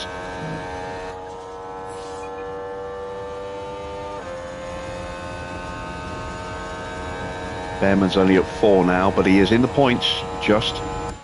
He's got Oscar right behind. One lap to go.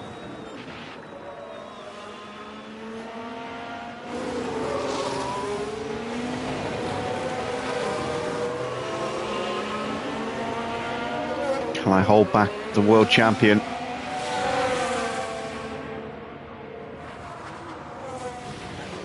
No, he got ahead. And I'm out of spare battery for Isaac now. So Isaac's going to stay 10th. He's got enough of a lead over Albon. Can we get back in front of Oscar?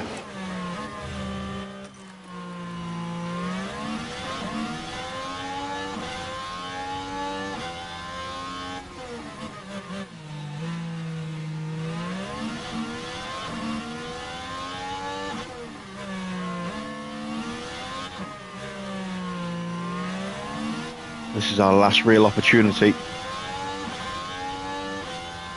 I don't think we've got enough left in the car. I think Oscar's got too much battery to defend.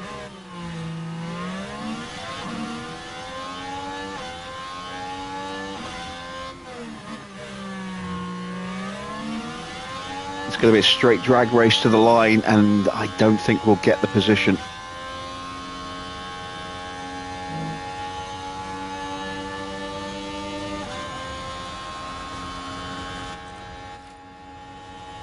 Max Verstappen over the finish line to win the sprint. Or maybe. Oh, no. He just pipped us. So we miss out on a point.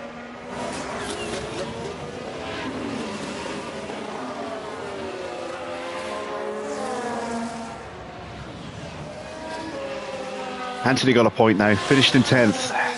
I don't think that'll be enough by the sound of it. Sadly, no points in today's sprints for the Alfa Romeo driver. Not the best result for them, but they're gonna have to take this as an opportunity to learn and move on. Not a bad result, I think. Moved up 3 places with Ollie, 7 places with Isaac. We've got our cars into points-paying positions for the start of the Grand Prix. So, it's a shame we couldn't quite convert that into a point at the end there, but I will take it. I'll take it. So, Max wins the sprint ahead of Porsche, then Zhou up into the 3rd place spot ahead of Leclerc, Gasly up 4 places, into 5th. Then Sainz, Magnussen, Oscar in 8th. Going further down, Albon in 11th with a penalty to come. Same for Schumacher, Tsunoda and Stroll, all having penalties to come. Maloney 12th, Ocon 13th, Russell 14th, Belajax 15th, then Giovinazzi, Norris, Schumacher in last place with Tsunoda and Stroll both retiring. Time for the race. The excitement is building, there's electricity in the air. But there's no surprise in that. It's race day. Baku has been the scene for some major on-track battles, like Vettel and Hamilton fighting for the lead back in 2017. Will we see more drama this year, I wonder? Now, Karun, based on what we've seen of Max Verstappen this weekend, how do you think he's going to be feeling today? Well, pole position is obviously a fantastic way to start this one. That being said, there's a lot of work to do between here and the checkered flag. Well, whatever happens, it's sure to be a tremendous race day here at the Azerbaijan Grand Prix.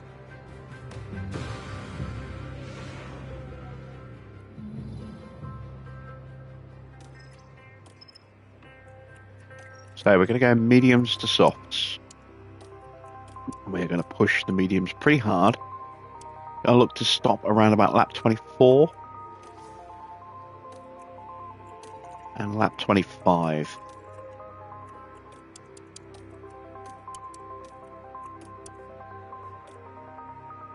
We're not going to permanently push the tyres on that setting,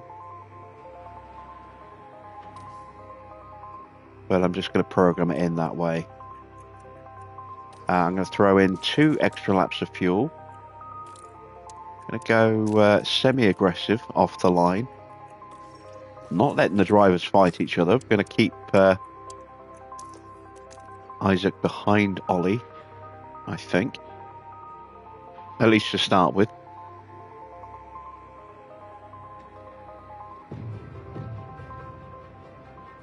And let's see what we can do. Can we get points? Final checks are being carried out on the grid, and it won't be long until we get underway. Alfa Romeo's driver focused on the race ahead. Starting P10 puts them in the right place to get some points. But there's still a lot to do. So let's see what today has in store, shall we?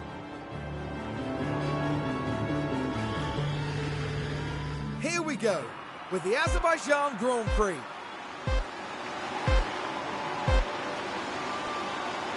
And it's lights out, and away we go!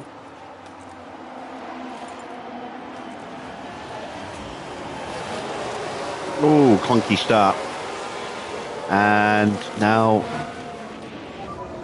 If there's any chances, we need to take them. Copy. I'm just going to wait and see which driver shakes out in the best position before we go ahead and say that's it. No more fighting. Just don't take each other out at this stage. All I ask of you.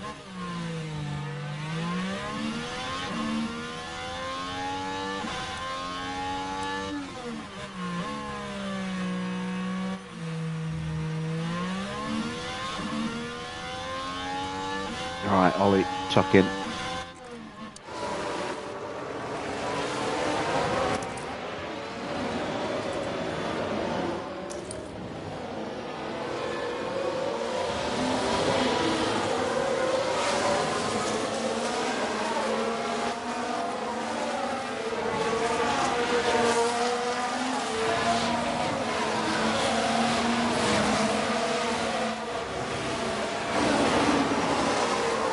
Take a look at the tyres. So, more softs than mediums by the look of it. Coming under pressure from Maloney on softs. And I don't think I'm going to be able to fight that one off, so I'm not even going to try. Hopefully we'll be able to retake that position in a couple of laps' time when we do start using our battery.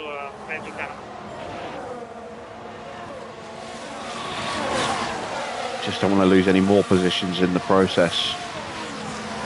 We might get dive bombed by Ocon here. Tried a bit, then had to back out of it. Gives us a little bit of breathing room. Magnussen in front of us is already dropping off the back, which means he's not really pushing at the moment. He will start pushing soon. If I go too early, I won't be able to hold him back when he starts, so...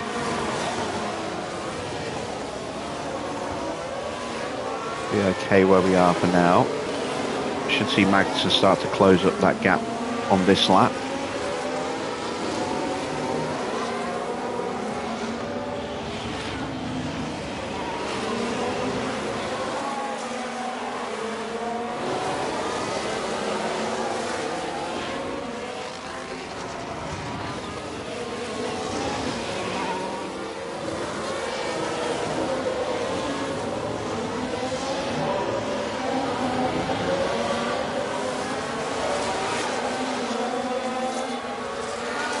Now we're going to start pushing the battery.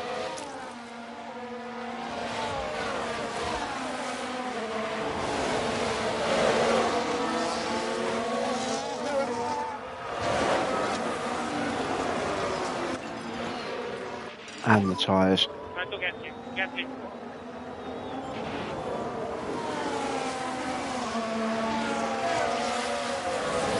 This DRS will kick in from turn 2 on lap 3.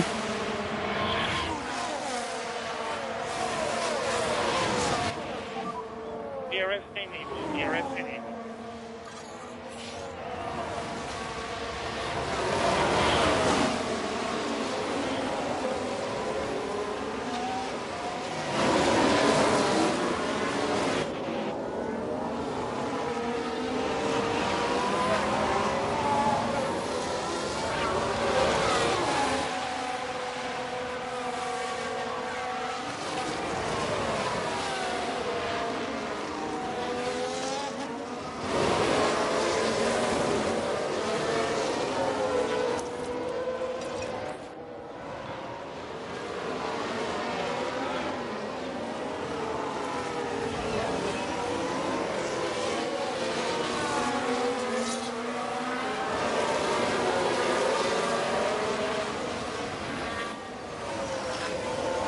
Just need a little bit more from Ollie before I can turn him down.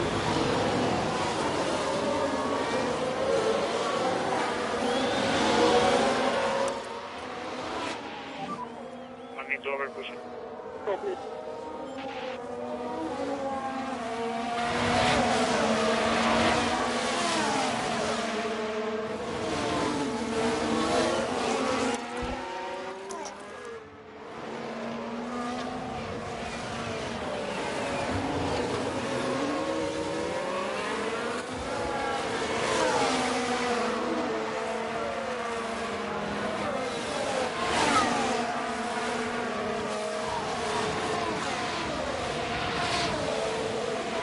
Alright, we've got both cars in DRS range. Magnussen is a little bit vulnerable. Hopefully we'll get him on the next DRS zone. Behrman's just hanging on at the moment.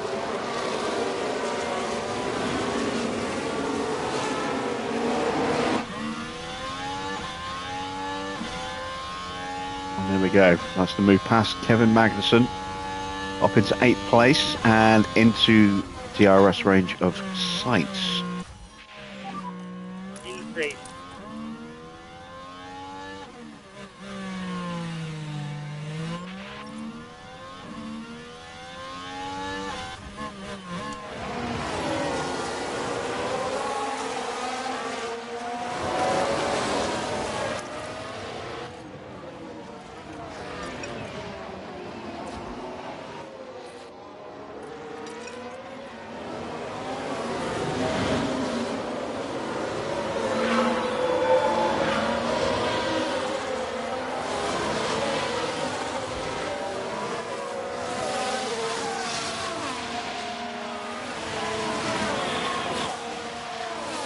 Behrman's almost out of DRS range again.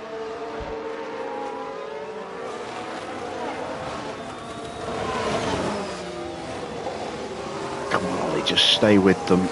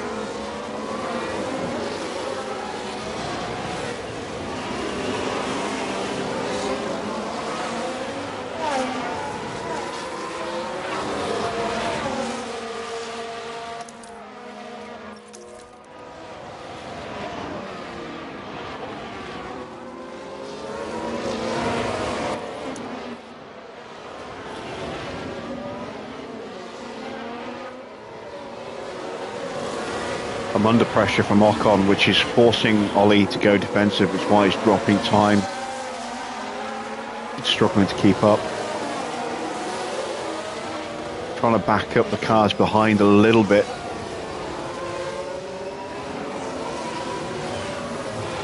Give Behrman a chance. Although now it's Isaac who's in danger of getting dropped. Maloney has pushed away. Now, yeah, you can see Isaac's having to go defensive.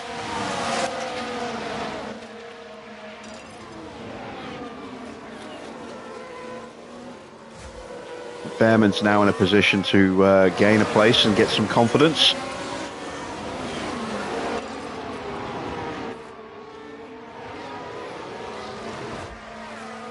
Come on, get the DRS, get the DRS.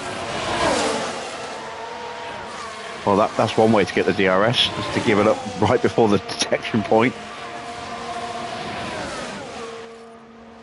Oh, we both got it.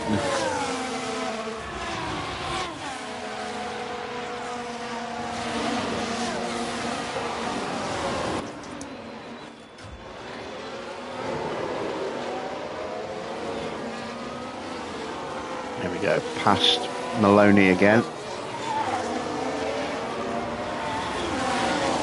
Straight onto sights. Couldn't get the move done.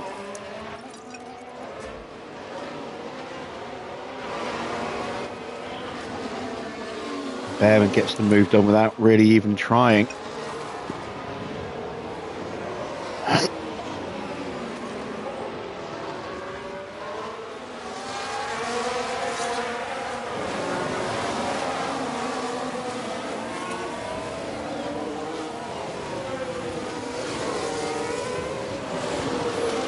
Still they're side by side.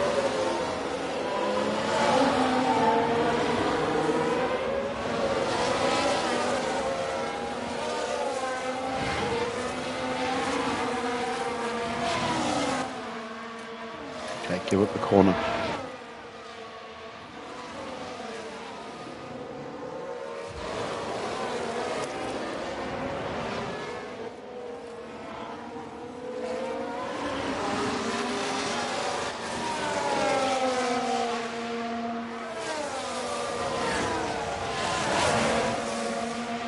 Sides has got away from us.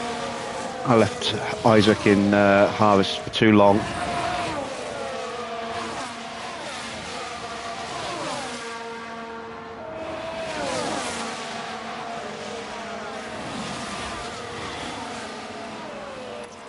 Maloney's through, so we'll try and charge the battery. Hopefully Maloney didn't get the DRS. No, he didn't.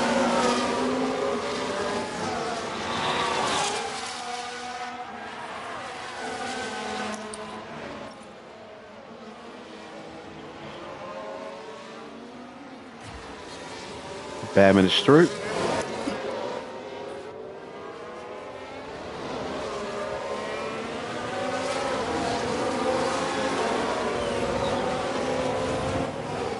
Can I actually complete the move this time, or am I going to have to back out of it again?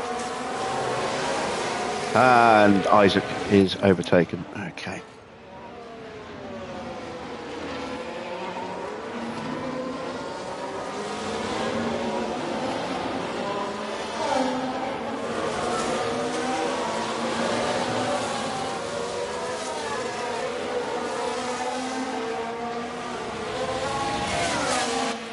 Let's give it up again, or try to.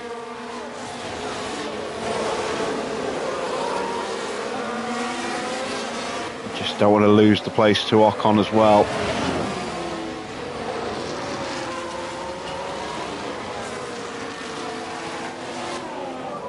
There we go, we tucked in.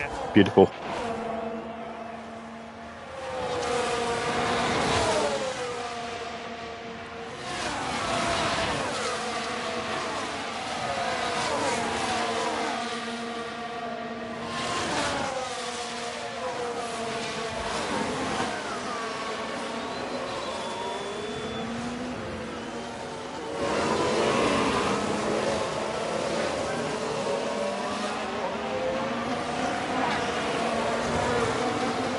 So is that you definitely sacked then, Anthony?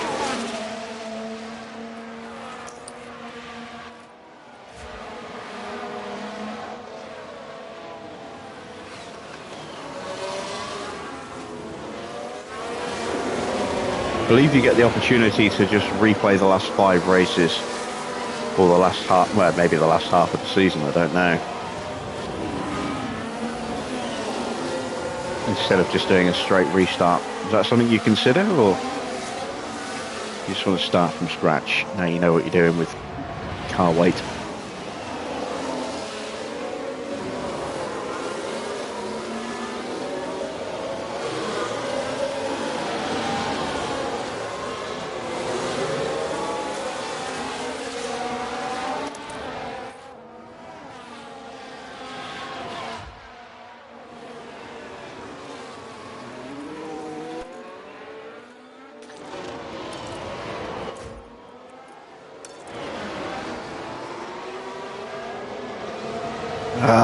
All these gearboxes just started to go. That's going to hurt him. Long way to go till the end of the race.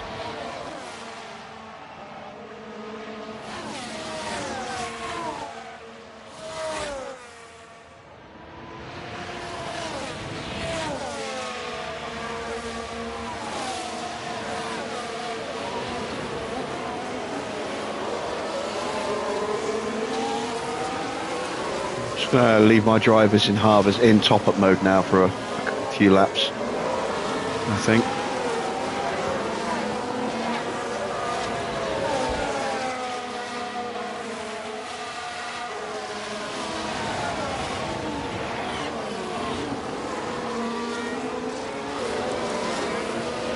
Looking at the tyres around us, pretty similar.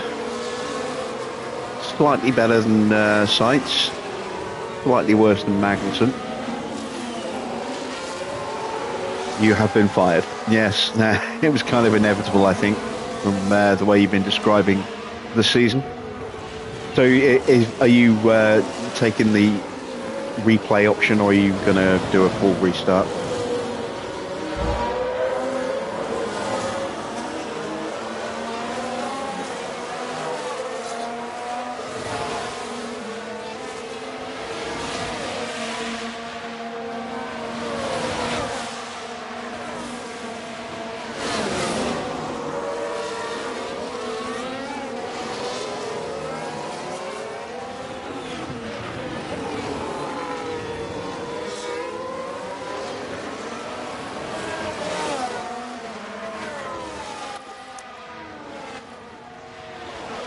Actually dropped Ocon. Bit of a surprise there.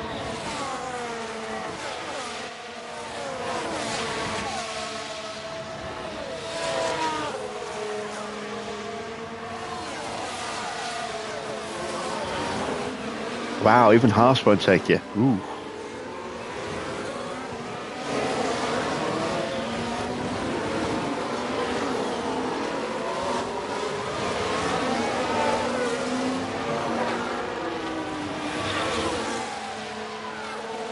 Right, I think I've got an opportunity here to break away.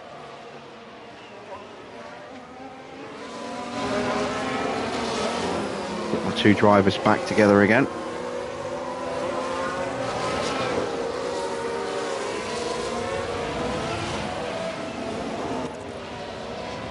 Gives Behrman a nice little boost of confidence. What is Isaac's confidence right now? About the same, slightly better. Not bad.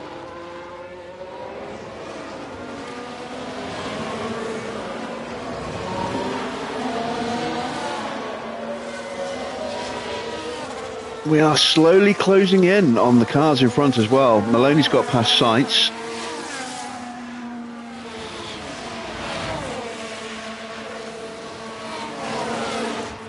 And Isaac is almost in range. You're going to start from scratch with McLaren again. Fair enough. You sticking with hard mode though, yeah?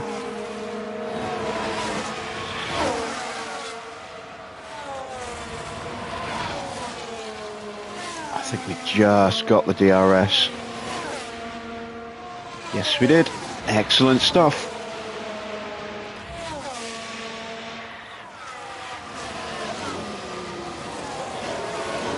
We have broken Magnussen.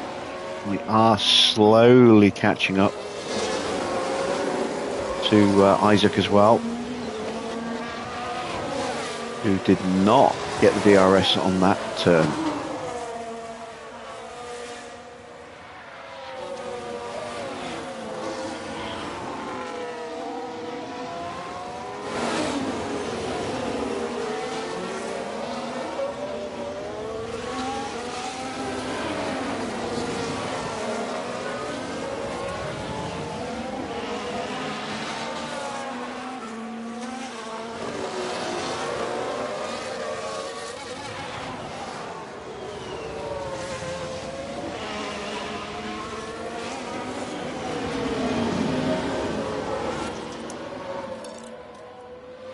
There we go.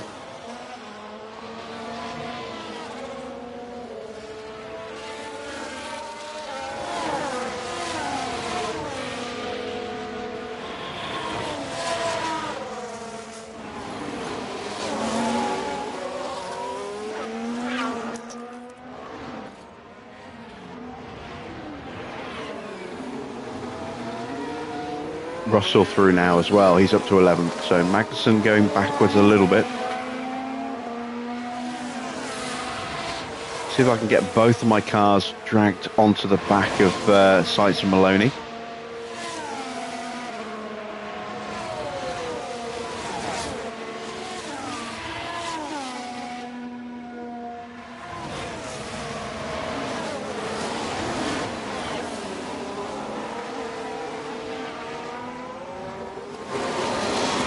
Right, to cool the tyres down again in a lap or so. Just want to try and get that DRS zone closed up.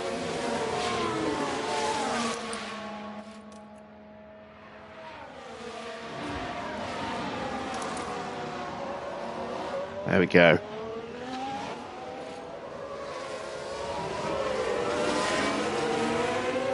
Now we can just stay here.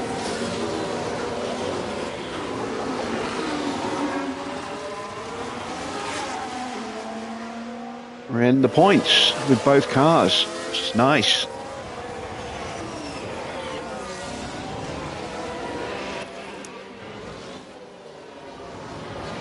And once again, just getting dropped a little bit in this area here.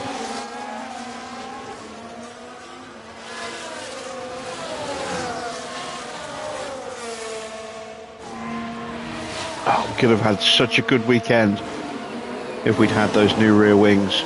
We'd have had less drag on the car, we'd have had a better DRS, a bit more downforce, better dirty air ability. Would have been a nice little step forward for us. We could have had points. We could have probably got both of our cars through into, you know, a decent qualifying position. We certainly could have got one of them into the top 10, I think. Definitely both into the top 15. I think we could have got at least one car in the points in the sprint. But we moved up quite a few places. And that is setting us up nicely for this event here. So we are running two cars in the points right now. We're on for 3 points if things stay as they are.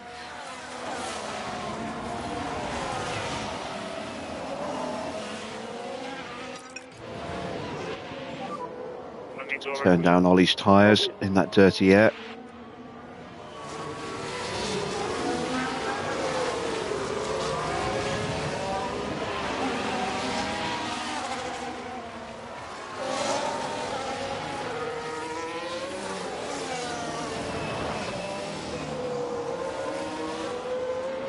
Russell's upping his pace a little bit.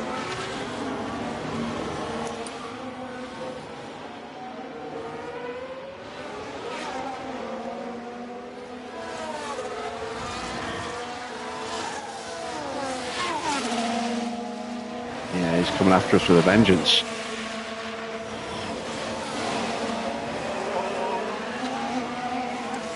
All right, so key question: are you keeping Piastri or are you getting rid straight away?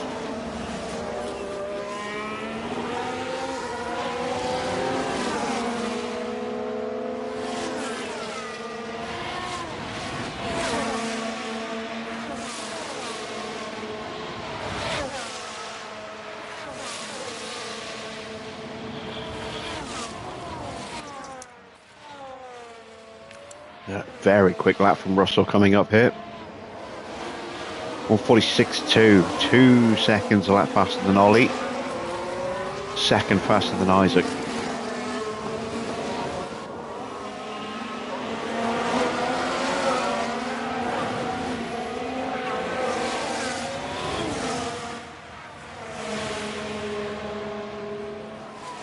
Sainz pushing his way back up the order a little bit.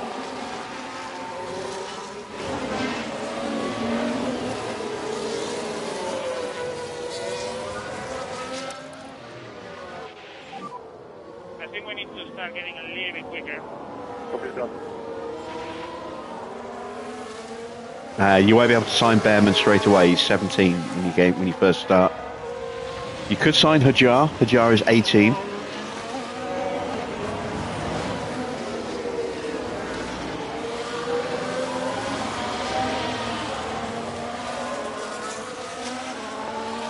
Not sure exactly when in the year Behrman turns 18.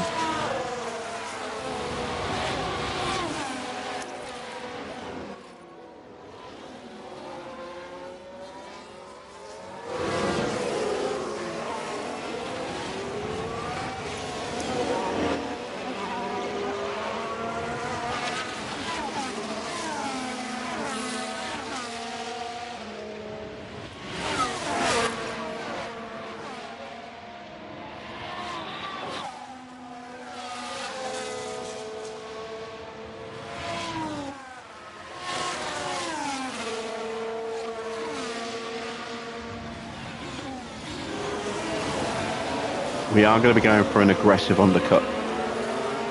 Hopefully. Going to really look after those tyres. So let's look to stop on lap 23 with Isaac. On lap 22 with Ollie, because his tyres are going to burn up a lot more.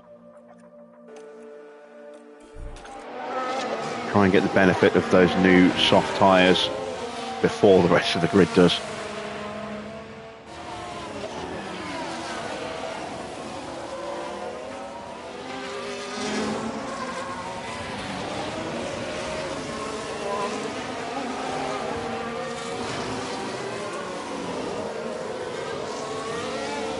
Tyres are in better shape than the mediums in front of us, apart from Max, whose tyres are the best on the grid right now.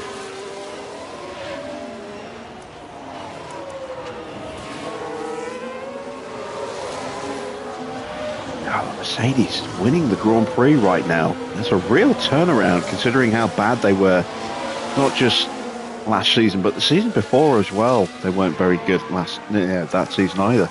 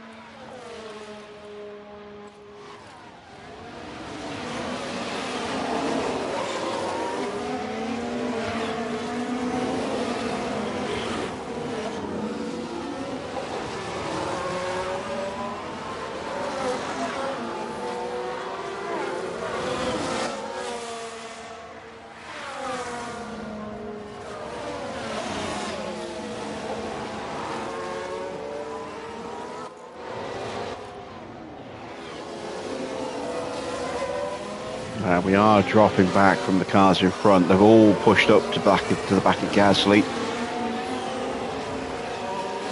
They are keeping Russell and Magnussen at bay, though, stretching that lead a little bit over them.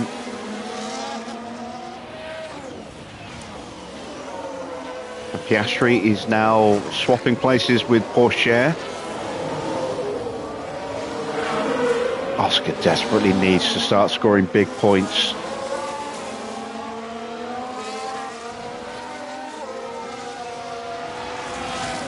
His title is slipping away from him already. Mick is still down in 18th place and way off the back as well. He's nearly 4 seconds behind Albon.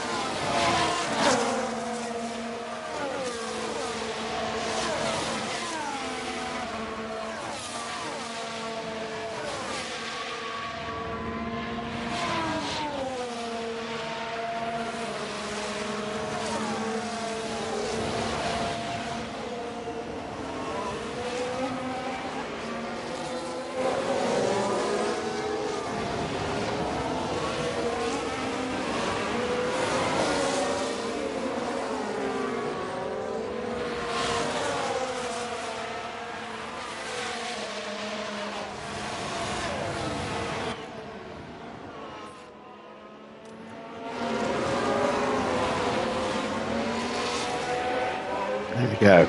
Give a nice little confidence boost to Ollie there. Let him take the lead for a few, for a few corners, and then look to switch him on the main straight again. As long as they don't fight each other through the infield, I don't mind them overtaking each other on the long DRS straights.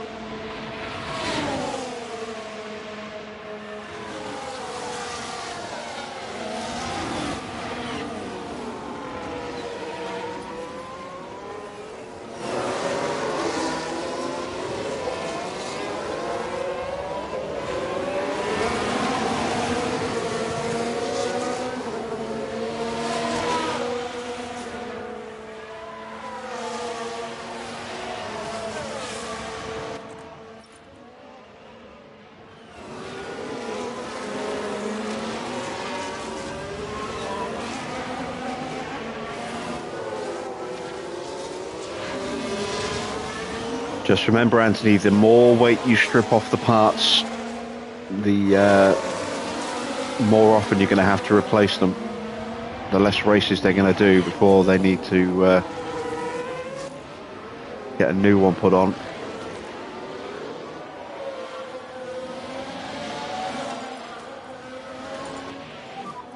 Push, push. Copy that.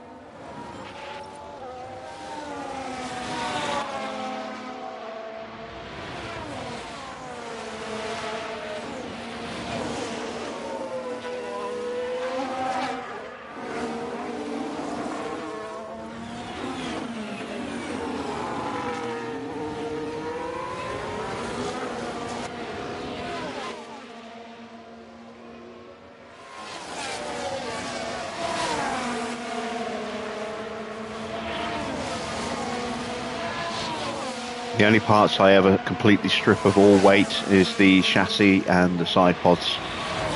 Others I have varying levels of how much weight I'm prepared to strip.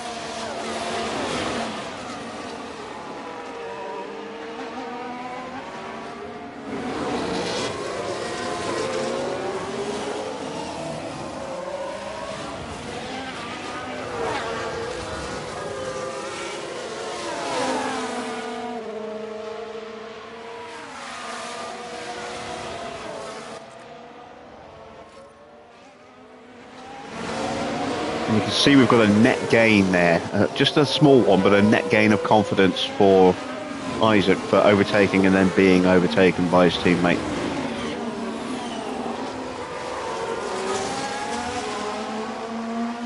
He hasn't given up the position yet. Don't like it when they fight through the infield like this.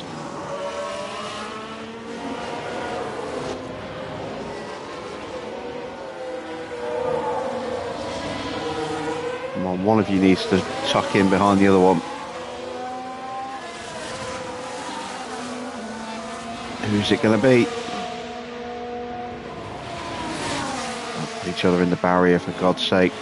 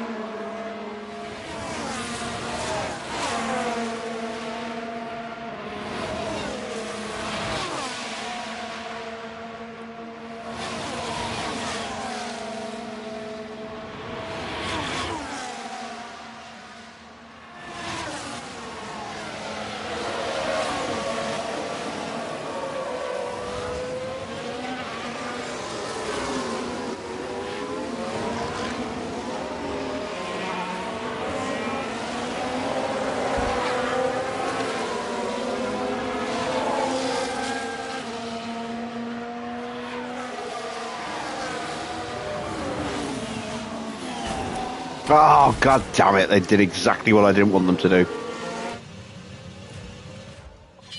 And I think they're both out. Now we can see what happened.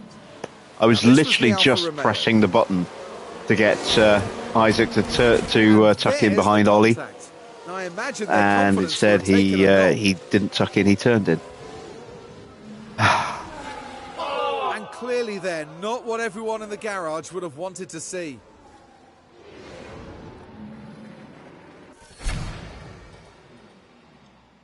So we're out. That sucks. That really sucks.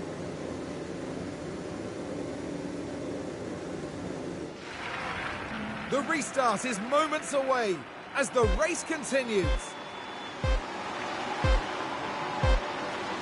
Knew I shouldn't have let them fight.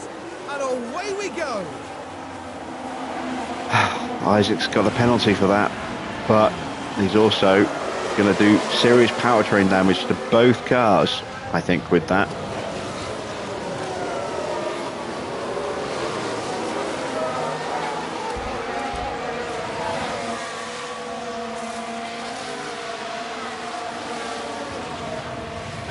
Dear. So, Piastri has switched to a two-stop, by the look of it. Max is going to go and go to the end. Those on medium tyres, if they don't punish them, can make it to the end.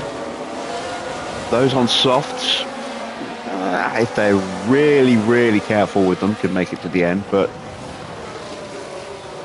doubt that's going to happen. So, Max's favourite now, I would say, to win this Grand Prix.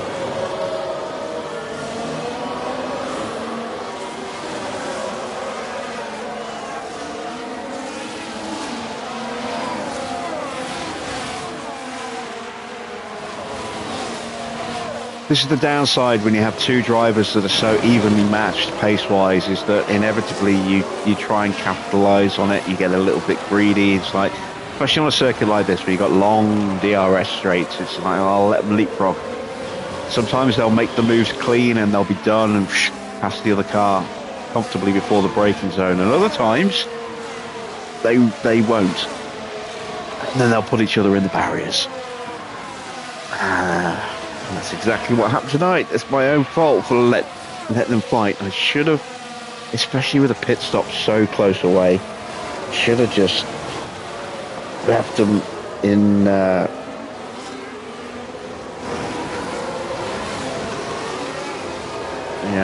in running order, one behind the other. Ah, dear. We could have had points tonight. we wouldn't have had many points, but we could have had points. Now I've got a hefty repair bill and more potential powertrain problems further down the line.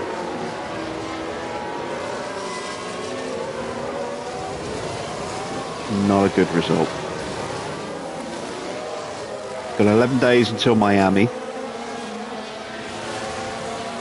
So I've got enough time to put one new chassis onto one of the cars.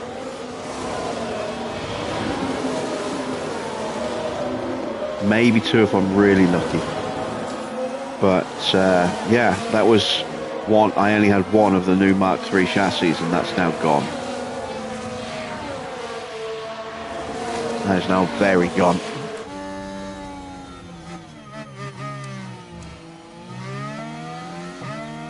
Right, let's have a look. What's going on with Mick? Why is he so slow? Has he got a worn out car? Oh yes, he has. Look at that. He's got a new gearbox in tonight, but his engine's in rough shape. His ERS is in rough shape. Oscar's running almost brand new everything. He should be doing better than he is.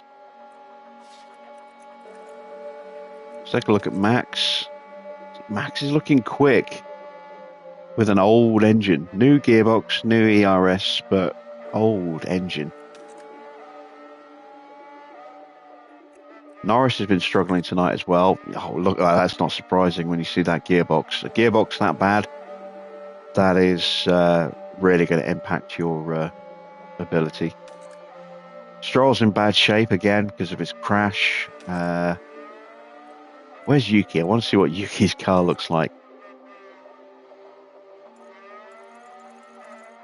Love to see what his stats were like before the start of this Grand Prix. I'm guessing he was on new parts or relatively new parts because they've definitely taken a knock. Porsche is quick tonight, and that's not down to any monstrous advantage on his powertrain. Let's take a look at Zhou. Zhou has been doing really well tonight as well. And again, it's just down to a decent car by the look of it.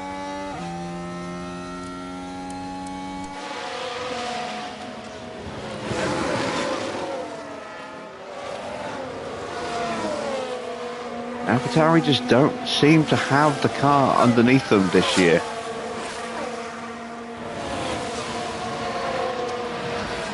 I mean, we left them in really strong shape. We didn't mess with their technical team.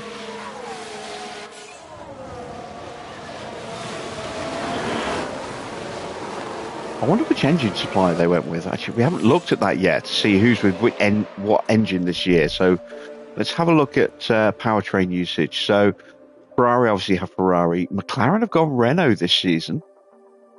Red Bull obviously Red Bull. Mercedes, Alpine Renault. Williams are with Ferrari.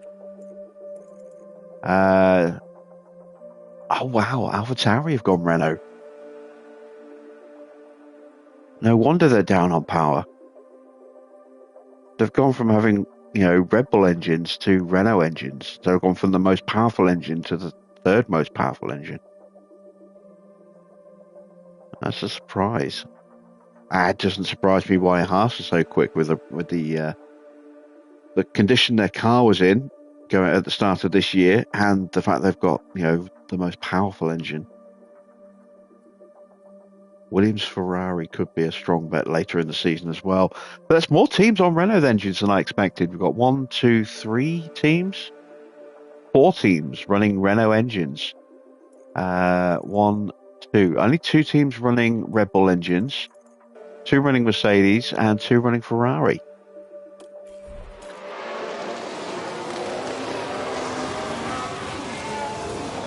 Very interesting.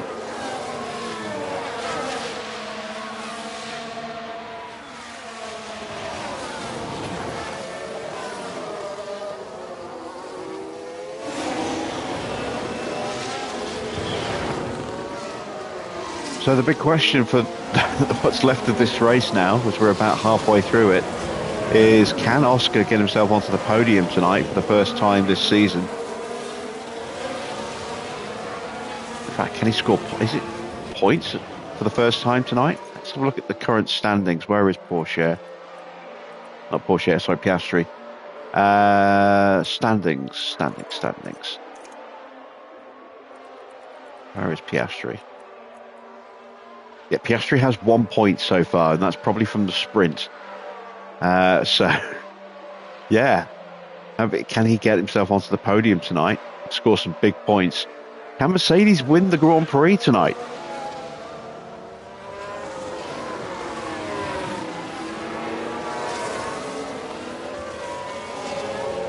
Mercedes haven't won a Grand Prix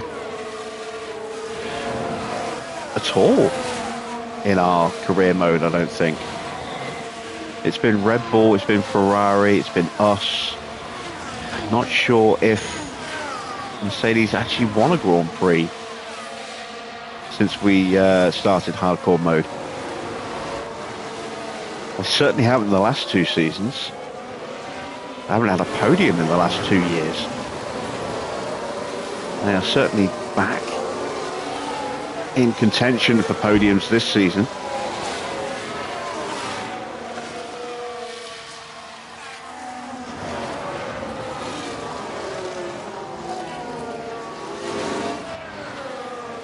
Schumacher trying to make the move on Norris.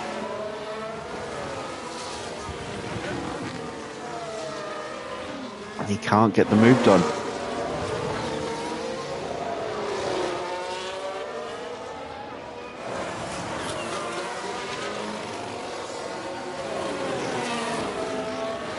Still side by side, cannot get that move done. It's very close at the moment at the front as well. We've got a 7-car train, all in DRS range. Russell now up to 8th, thanks to our double retirement. Managed to get himself ahead of Maloney.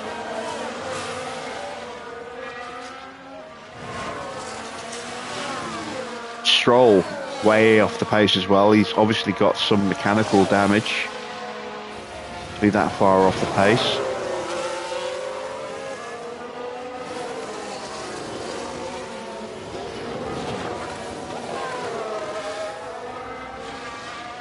And Max is pushing those hard tyres hard, pushing very hard. So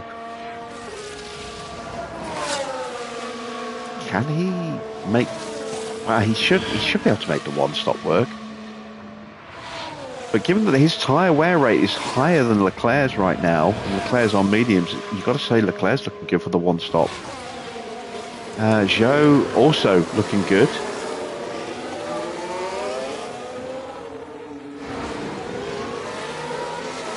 In fact, it's the mediums who seem to be pushing their tyres harder than anybody else right now.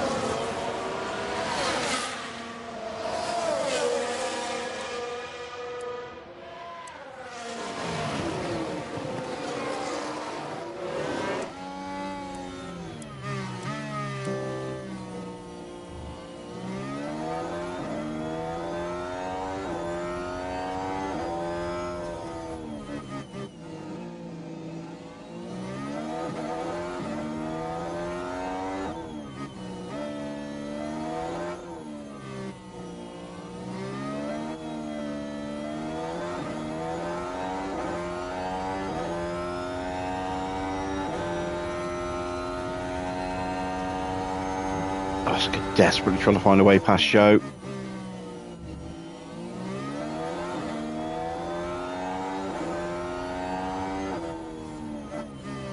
Zhou can't keep the DRS on the back of Max, then he's going to lose the place.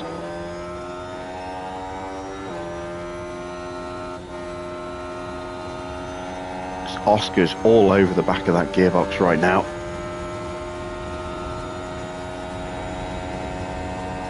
Zhou did not get the DRS. There goes Oscar having a look. Zhou immediately cuts him off.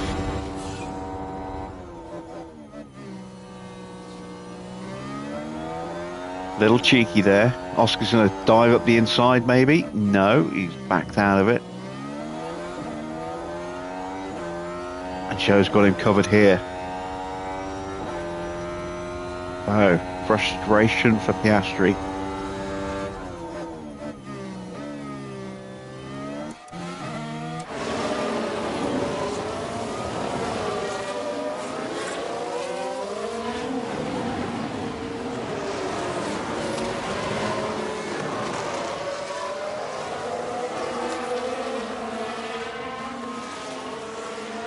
Is he going to go around the outside? No, he's tucking in.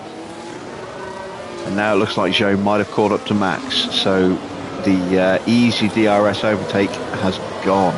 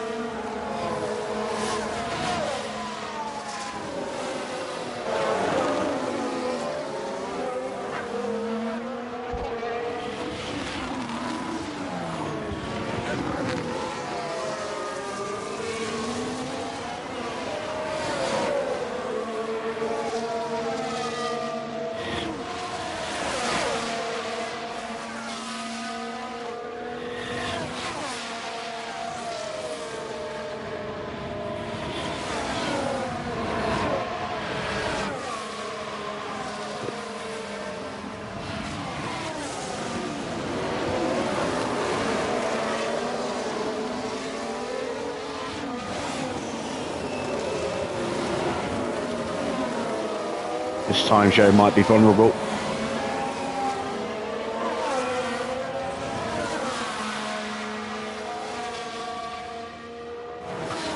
And Oscar will get him into turn 3.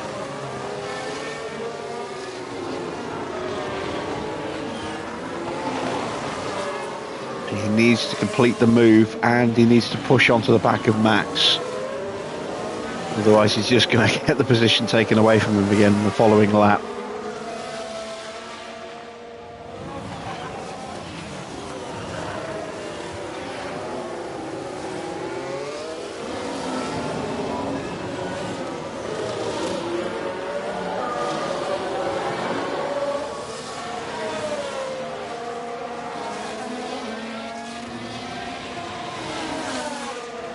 He's almost onto Max, he's almost broken Zhou as well.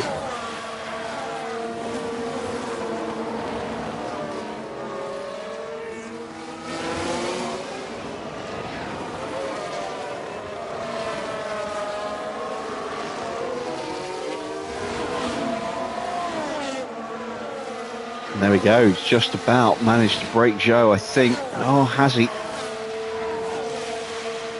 It's going to be really tight to show get that DRS. Yes, he does, just. Oscar got the DRS as well. So it's going to be touch and go for Zhou here. I would kind of like to see Mercedes, have a chance of winning tonight. But obviously I want to see Oscar do well. I want to see him try and defend his title properly this year. Norris and Schumacher keep swapping places. Stroll now 7.7 seconds or so, give or take, off the back of those two.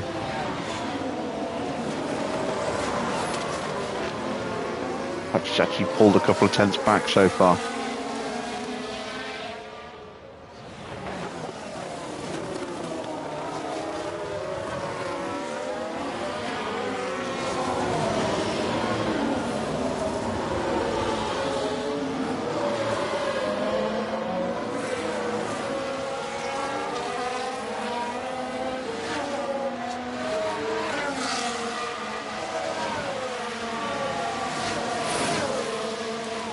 Alright, taking a look at the tyres. Oscar's tyres better than all of the cars in front of him right now.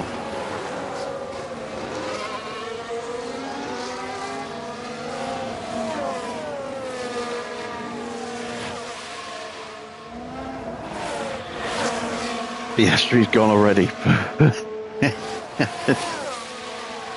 Oh dear. Just think, you've only got 3 more months-ish of this and then you'll have a proper Piastri next in the next game. We are going to find out a little bit more information on Wednesday. Don't forget, the next Frontier Unlock stream, they're going to be talking about Elite Dangerous again, which is only for PC players because they stopped supporting it on console, 2 years ago now. They're also going to be showcasing a new DLC for Planet Zoo, and there's going to be an announcement of something for Jurassic World Evolution 2 as well. Probably another little Dino DLC pack, or maybe a new free content update. So I don't expect there's going to be a huge portion of time set aside for Formula One Manager, unfortunately. I mean, it's going to be, what, a 30-minute live stream, I think, maybe a 40-minute live stream. How long was the last one? If they go an hour, which I don't think they will, but if they go an hour, then that leaves maybe a 10-minute window again.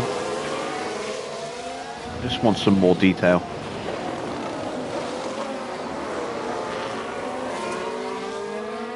More information about what we can expect from the new game.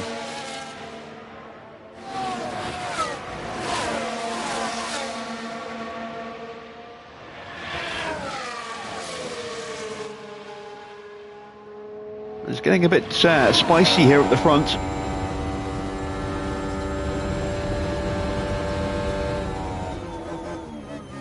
Top 4 cars separated by less than a second here. Oh!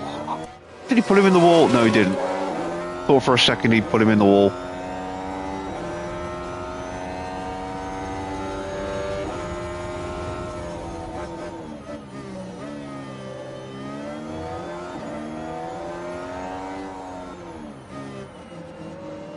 Some very feisty driving from Max and Oscar there, resuming hostilities from last season.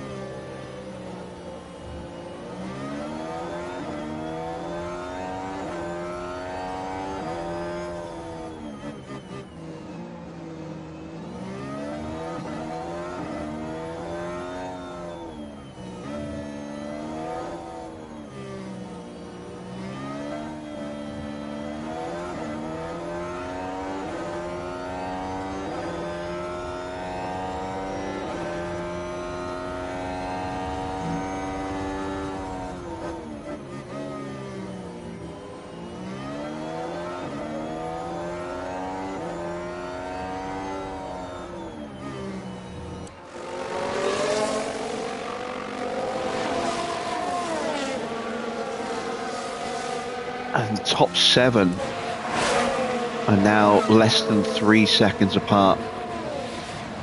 And here comes Oscar trying to make the move on Max. Max covers him off. They're going to go side by side into turn 1.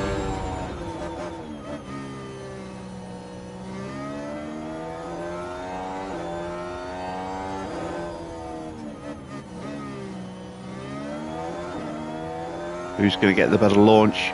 It's going to be Oscar. He's got the slipstream of the cars in front as well. Max is going to keep his car in there. And there we go, Oscar now moving onto the podium.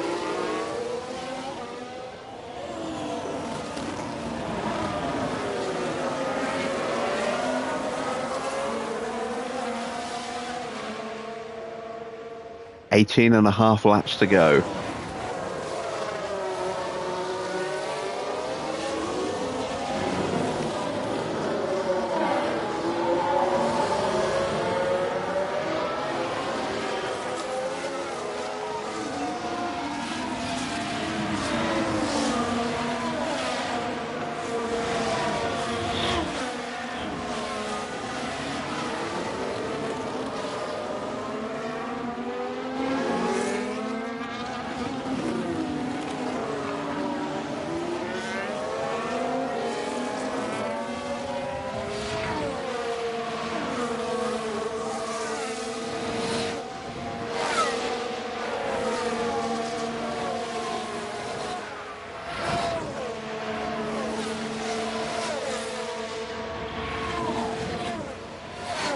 Now things are starting to just space out just a touch. Porsche pushing fast.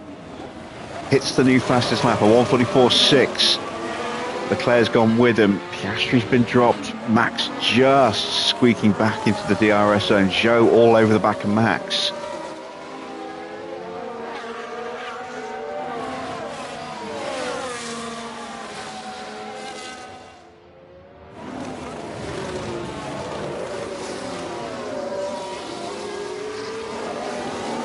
We have got a breakaway from the front two. Oscar's tyres still in really good shape.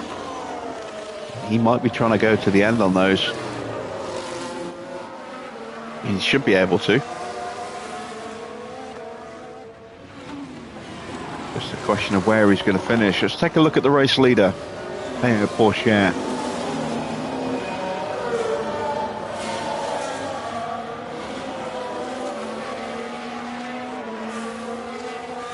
This is definitely a potent car. You see Maloney down in 8th place, ahead of George Russell again. Bit of a gap to Gasly. If Gasly gets dropped by this pack, then he could find himself a little vulnerable to Maloney and Russell.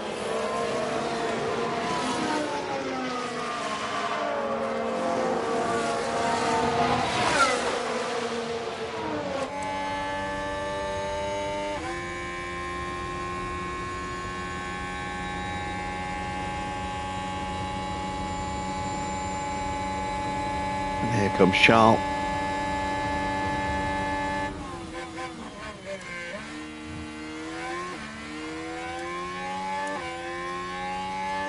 Charles going to get the DRS.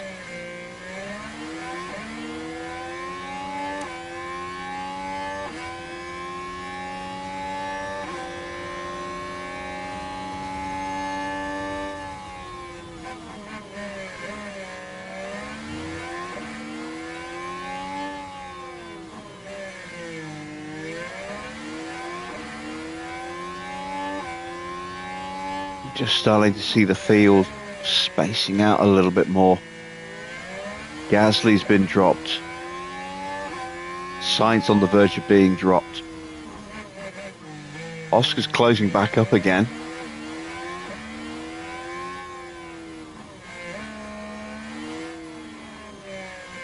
Yuki dropping further back from Albon. He was right on him a moment ago. Now he's embroiled in a battle with Magnussen. Ocon not able to keep up with Maloney and Russell.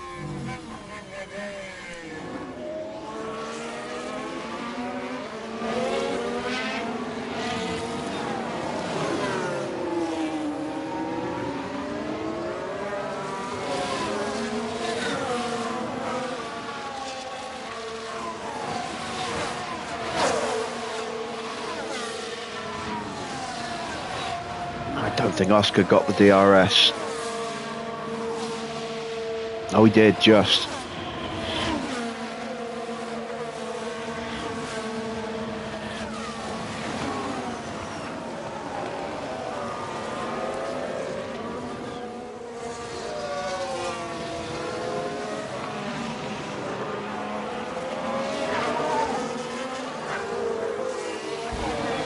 Stroll 2 seconds off the pace at the moment.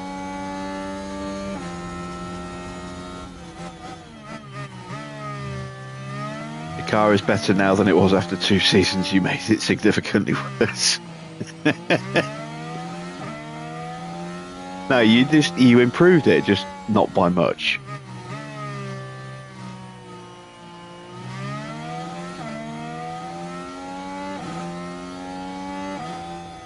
Don't forget, regulation changes in the first season are usually pretty, pretty heavy in at least one department.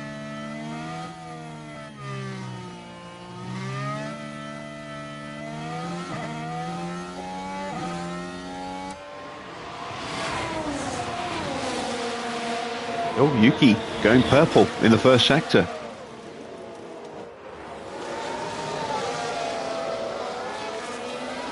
Trying to find a way past Magnussen. I think his speed's about to run out though.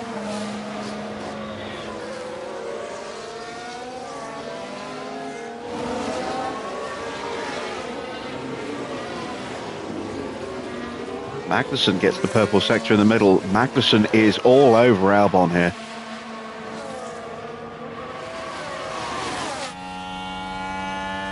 New fastest lap for Charles Leclerc, 1:44.6.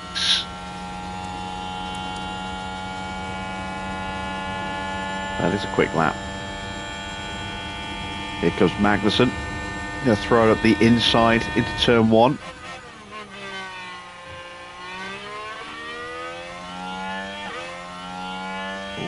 Touch and go.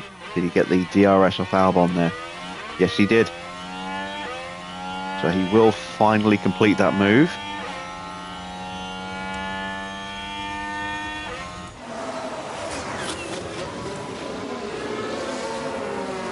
And Leclerc has dropped Pourchaire, and now Piastri in with a chance to move up into second.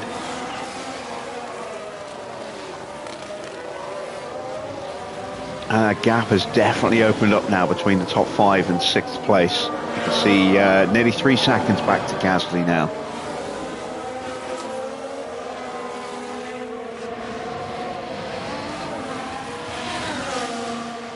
The leaders are trying to break away.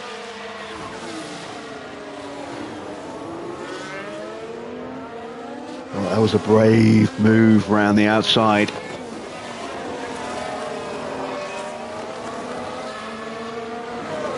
And he's through. Can he get the DRS on the back of Leclerc? I think he can.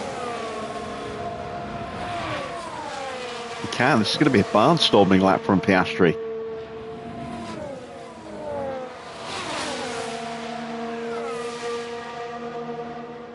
It's a fastest lap. 1:44.6. Just fractions of a second quicker there. Tiny fractions of a second. Look at that, 5 thousandths quicker.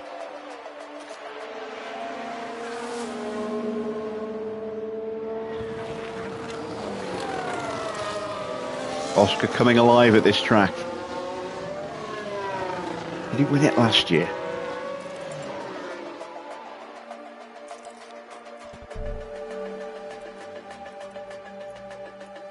Yeah, he's won it 3 years in a row. Can he make it 4?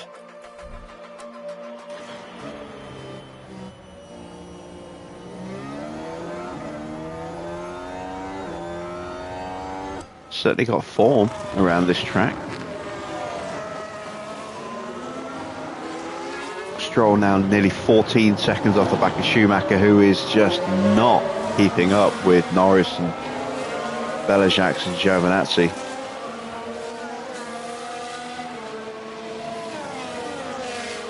Disastrous weekend for Schumacher. Disastrous weekend for us as well. Just missed out on a point from Piastri in the sprint, and now a double DNF in the main. Not a good race. But that was not necessarily down to a lack of pace, it was just down to me making a bad call, letting them fight when I shouldn't have done. And it cost me very badly.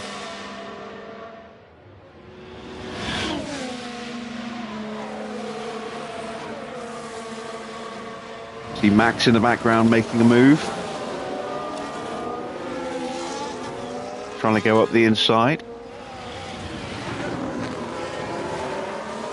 And he'll get the DRS as well. There we go.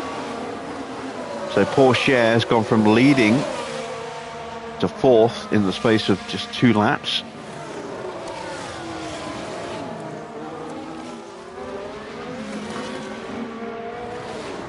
And what do the tyres look like with a little over 12 and a half laps left to go?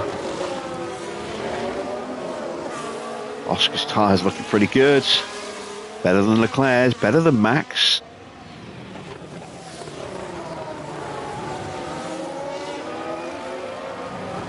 Max has the worst tyre wear out of the entire grid right now.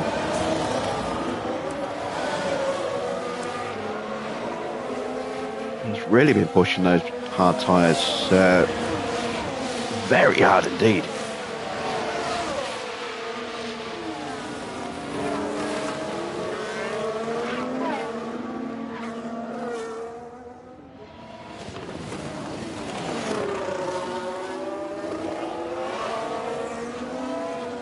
He's not been able to get the DRS, so he's going to come under threat from Teo again.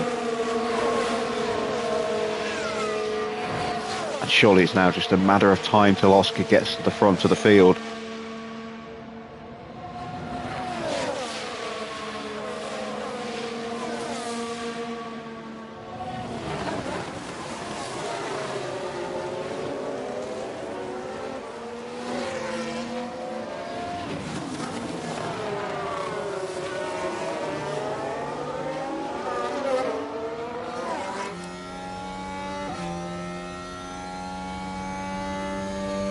There he goes, sailing on through.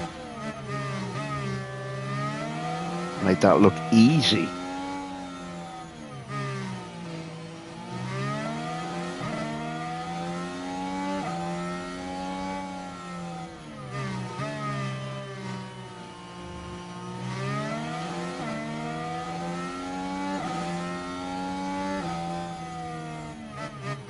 And now Zhou is starting to drop off the back. Are they about to shed another car from this breakaway train at the front? Can he get himself back onto the DRS?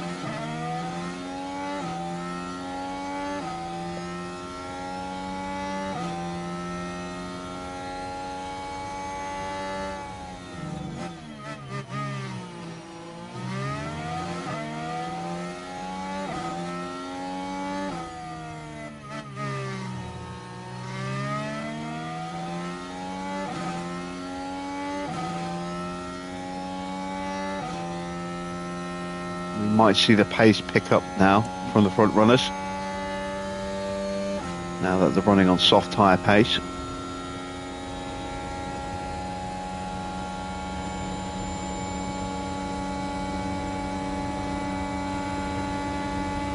Leclerc is going to have a look. He's going to get the DRS out of turn 2. And Oscar's left the door open. There goes Charles.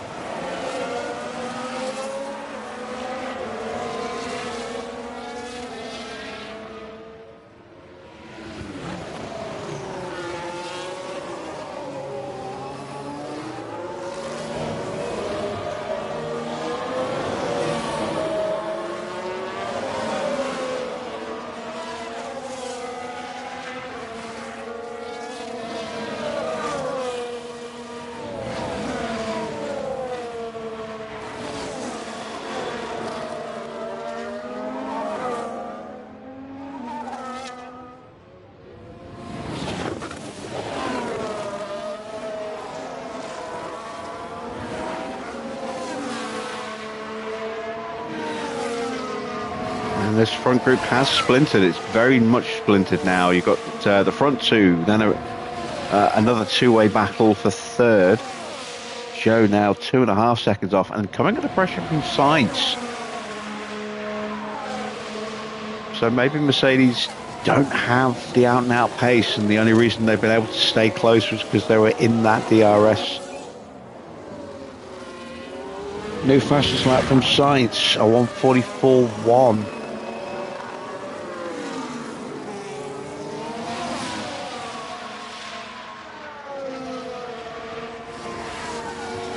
As we're into the final 10 laps now.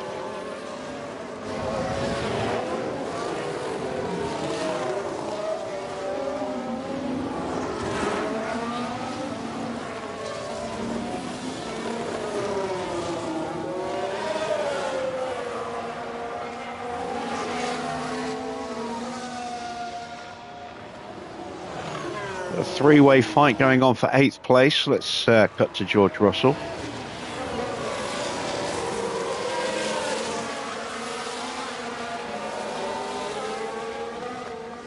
And there's quite a bunch of cars, all quite close behind as well. Just keeping a watching brief at the moment. Tsunoda, Ocon, Magnussen and Giovinazzi all within a very, very short distance.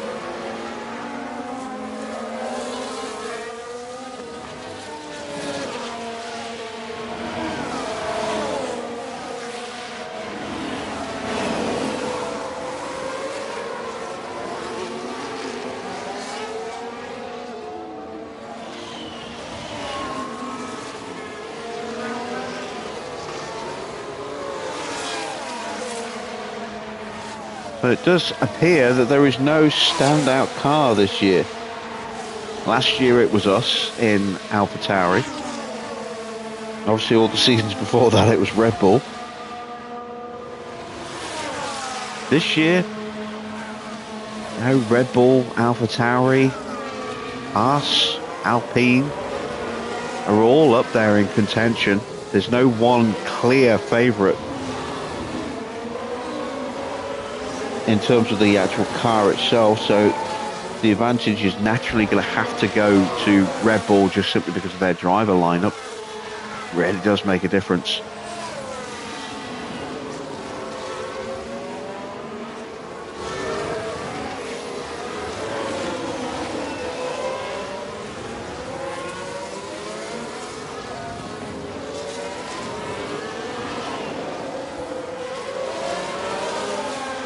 Russell now just clinging onto the points.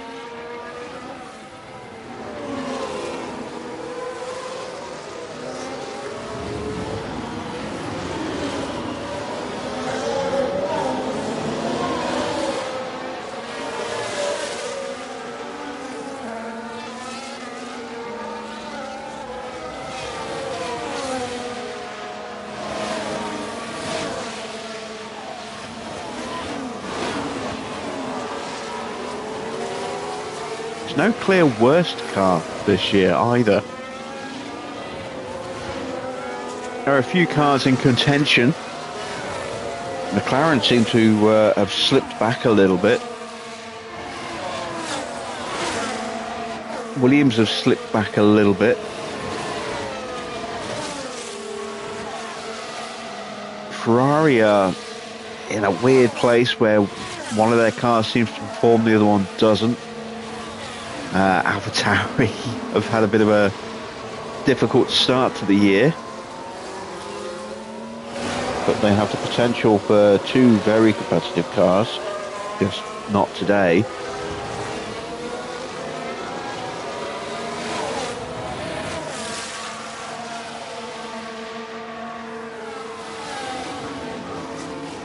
This could be a very interesting season as it continues to develop.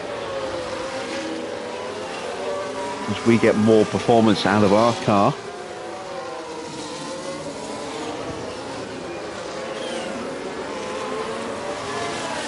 We're on for a very respectable championship finishing position as things currently stand, but there's still a long way to go.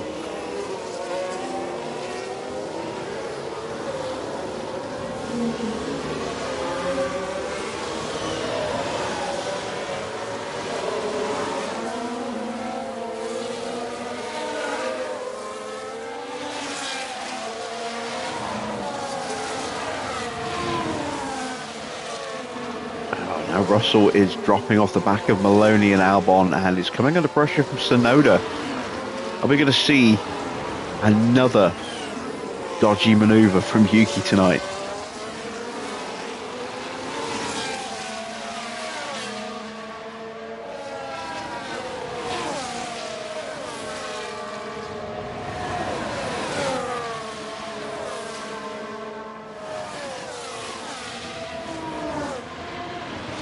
He took out two other cars and his own car in Saudi Arabia. He took out one car in Melbourne. He destroyed his own car in the sprint.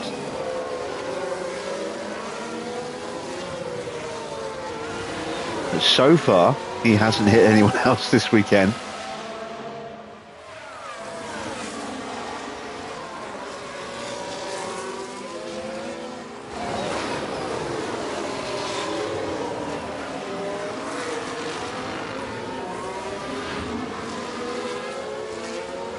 But he does seem hell-bent on causing chaos at every round of the championship so far this season.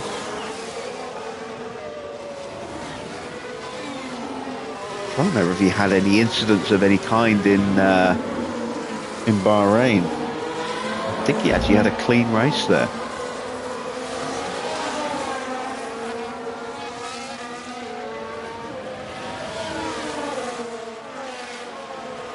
Getting down to the final 7 laps or so.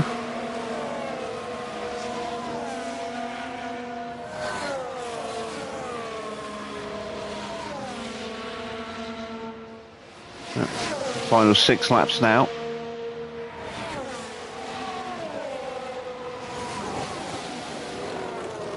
Oscar's still leading from Charles Leclerc. Let's have a look at the tyres.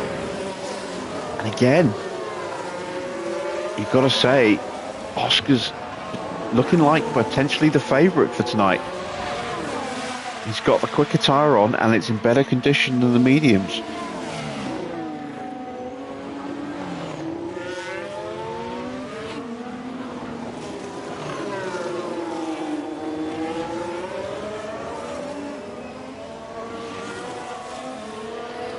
Is he finally going to get a strong result? Just 1 point to his name so far this season, and that was from the sprint for 8th place, hipping us with a lap to go. It's been a disastrous start to his title defence, but that could all change so quickly if he wins this Grand Prix. 25 points would go a long way to moving him up the order a bit.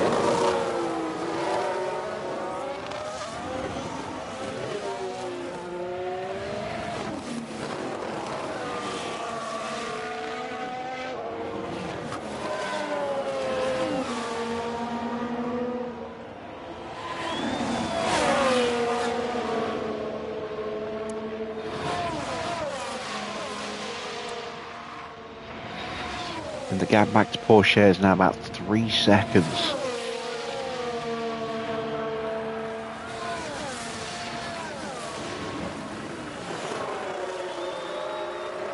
Porsche was a full second a lap slower on that last lap. Max looking to try and close back in. He was just out of DRS. He might just have got it here. No, he didn't. He missed it. Joe, who was on for winning this race at one point, is now down in 6th place, but that's still a strong result if it stays like that for Mercedes. Could yet retake 5th place from Sainz. Although again, he's on the wrong tyre. And the tyre's in worse condition as well.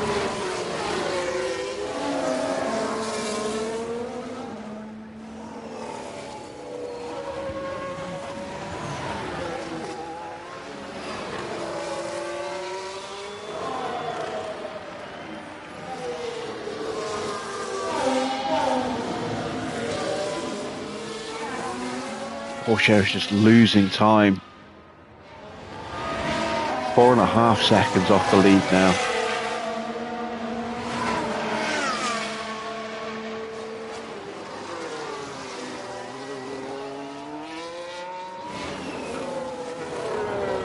Is he just charging up? Or is he having to save fuel? Let's see what we can find out. Take a look at his car.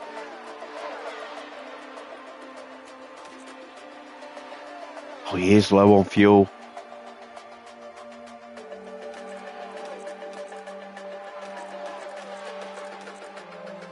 Leclerc very low on fuel. Oh no, wait, they're all at 7.2. Piastri's slightly under fueled at the moment, and Leclerc's got back through again. So maybe Piastri just needs to dial back his fuel burn for a couple of laps.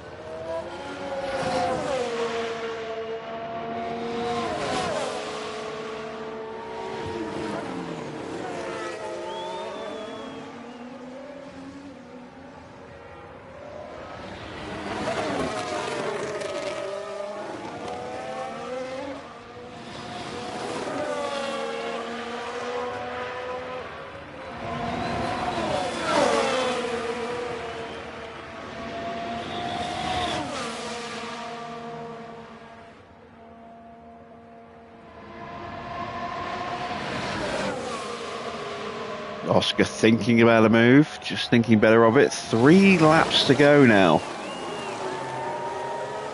Porsche is now 5 seconds off and a long way back.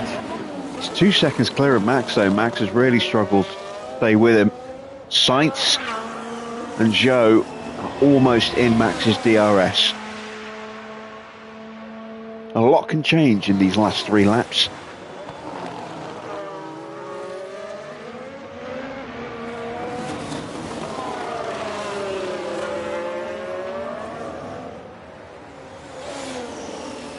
Unless you Mick Schumacher or Lance Stroll.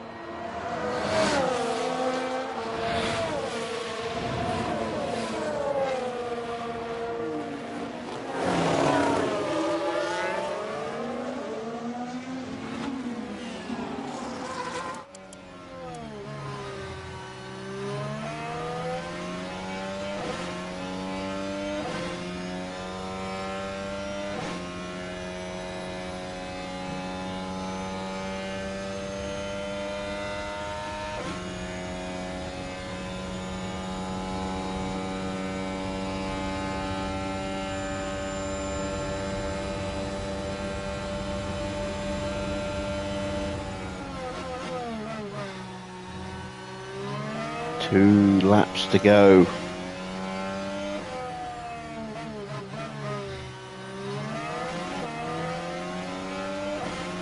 And there goes Oscar.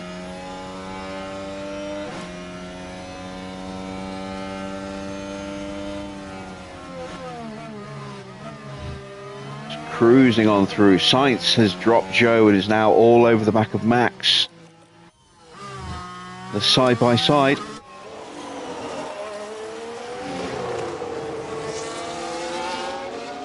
Sainz has got the grip and he's through, and now he's going to eye up Porsche, see if he can get himself on the podium.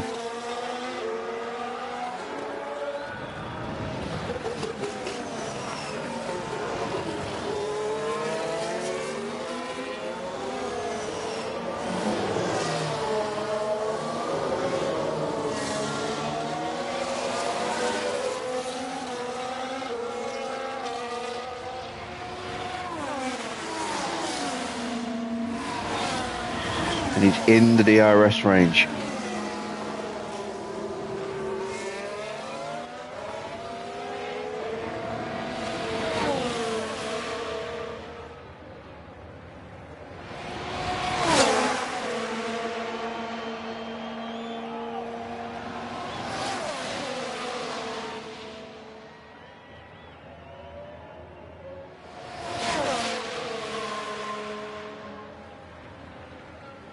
Into the final lap.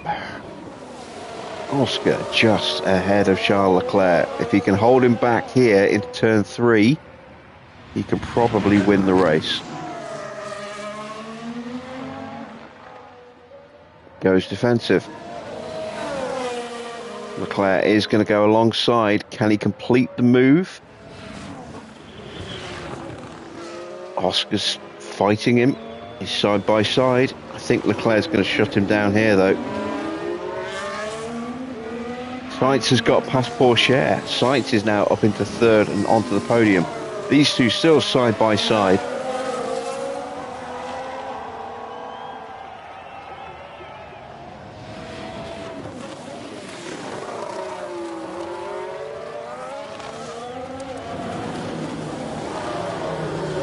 Everyone's tyres suddenly really starting to struggle.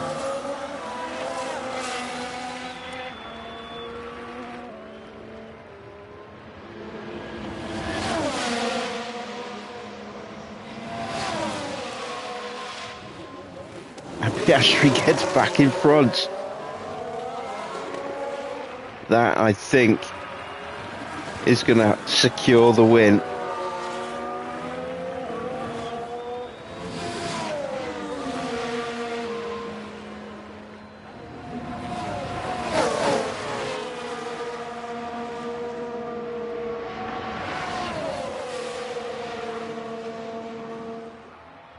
as they drive to the line.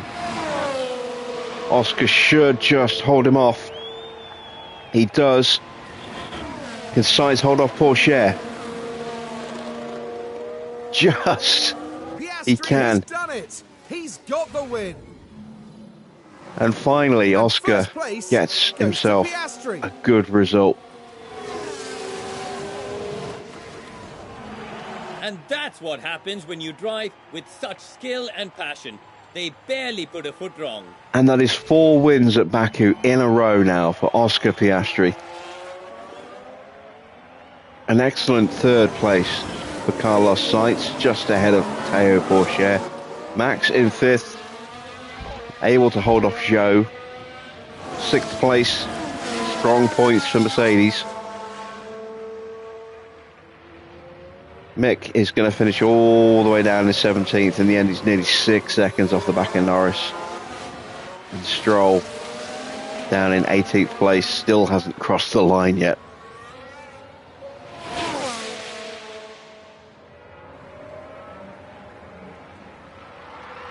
And there he is.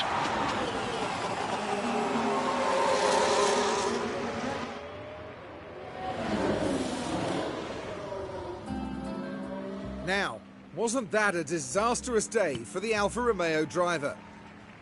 Having to retire early will no doubt be a bitter disappointment. But today is done and it's all about looking forward. The man from down under, Oscar Piastri, heads up to our podium. And that's win number 1 of the season. And it's sure to provide them with a real confidence boost. And before they get back to work, I think it's time to cool off here in Azerbaijan. Wow, Oscar's really going for it with that champagne bottle.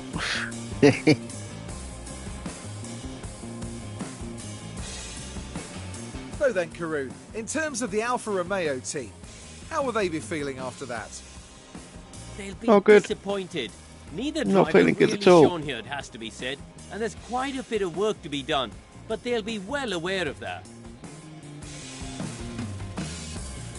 Well, everybody, that's all from us here in Baku. Coming up next, the teams will be taking a trip to the Sunshine State. The Hard Rock Stadium is laying down the track for a captivating race at the Miami Grand Prix. This could be a very tough race for us at Miami. We shall see. There we go, confirmation of the final result. It is a win, finally, for Oscar Piastri in 2028. His first win of the season, ahead of Charles Leclerc and then Carlos Sainz rounding out the podium and getting the fastest lap as well. Solid points for Sainz and Alpine tonight. Porsche in 4th, ahead of Max and Zhou, with Gasly in 7th. Albon up 6 places to take 8th place, ahead of Maloney in 9th. Russell in 10th gets the final point, and a point for Ferrari. In the bottom half, you've got Tsunoda up 8 places to finish in 11th, ahead of Magnussen, Ocon, Belichick, Giovinazzi, Norris, Schumacher, who had a terrible race weekend, and Stroll, and then both of our cars failing to finish. Not a good weekend for us at all. In the driver's standing, Charles Leclerc holds on to top spot quite comfortably. Zhou moves up 2 places into 2nd in the championship standings. 45 points just for Zhou alone so far this season. That's a huge turnaround compared to the last 2 seasons. Ocon and Norris both drop a place. They're 3rd and 4th now. Max moves up 4 places into 5th, ahead of Ollie Behrman by 3 points. Sainz up 6 places to finish in to be in 7th place now on 27 points. Oscar gets 26 points this weekend, 25 from the race, 1 from the sprint, and moves up 9 places into 8th, ahead of Pierre Gasly, who also moved up a place above Maloney, who dropped 4 places tonight, just 2 points for him. A little bit lower down, you see Porsche getting 4 places tonight, Russell dropping 4 places, Schumacher down 6.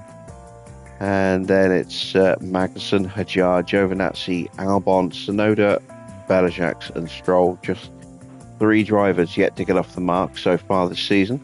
Into the constructor standings, Red Bull are top still ahead of McLaren, who failed. Actually, no, they overtake them. McLaren failed to score any points tonight. So, yeah, it's a bit of a strange one. And McLaren, they seem to have moments when they could be very, very quick and then very, very slow. Tonight was a slow performance for them. Maybe we'll see something better from them at Miami, but who knows. Mercedes and AlphaTauri both move above Haas, and us in the process, we drop from 3rd down to 6th in the constructors standings now. 3 points off Haas, 4 points off of AlphaTauri. We are still ahead of Alpine by 11, but we had a real chance for some points tonight, and we definitely threw those away. Aston Martin move up a position as well. Everyone is in at least double digits. Ferrari on 17 points ahead of, with Williams just ahead of them on 18. Let's have a look at the pit stops. Again, not many cars, if any, boxed before the red flag, so it'll be arbitrarily awarded. And we are not in that. Nobody's setting a pit stop time tonight. We could have got a 1-2 in the pit stop competition had we not brought up that red flag when we did. So Red Bull stay top. Ferrari now move up into 2nd place. AlphaTauri not awarded any points today. That feels a bit harsh. McLaren in 4th, Mercedes 5th, Alpine in 6th, Haas in 7th, Williams, Aston Martin and AlphaTauri 8th, 9th and 10th. It's just Aston and us yet to score points.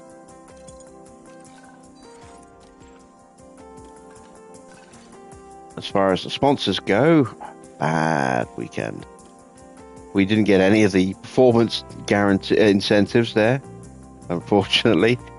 And we also broke our quali streak and failed to get both cars into Q2. Not good. We come out with less than 2 million.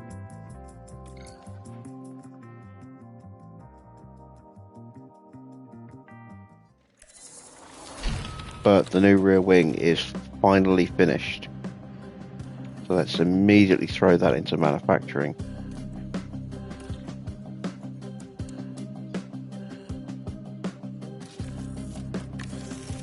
There we go.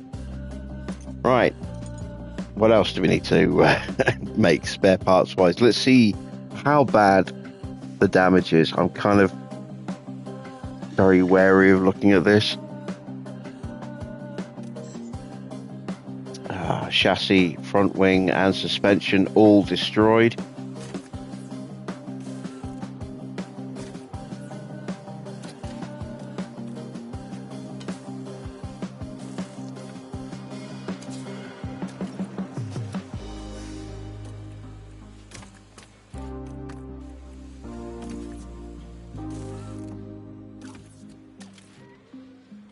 Oh dear, it's been a bad race of parts.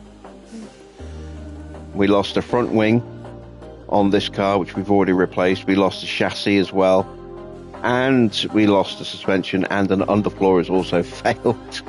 Oh, rough weekend.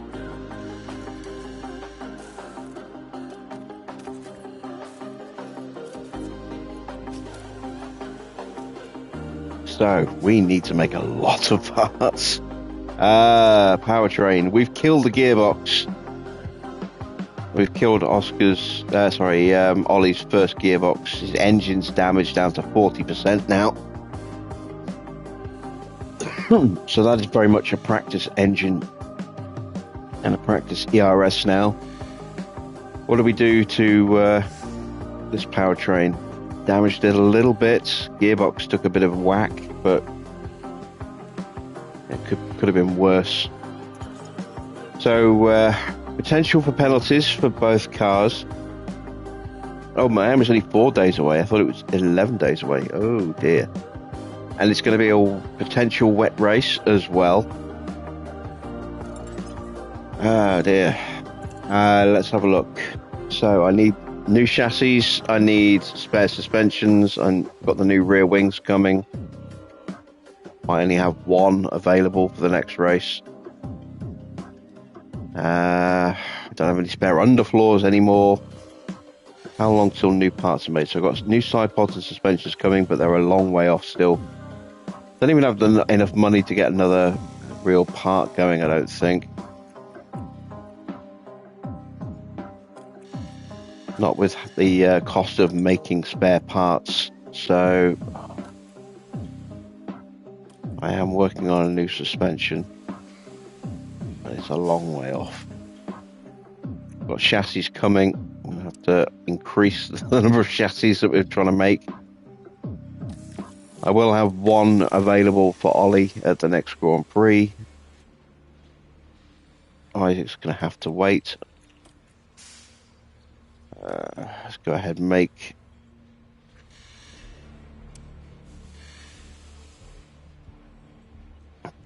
one spare suspension.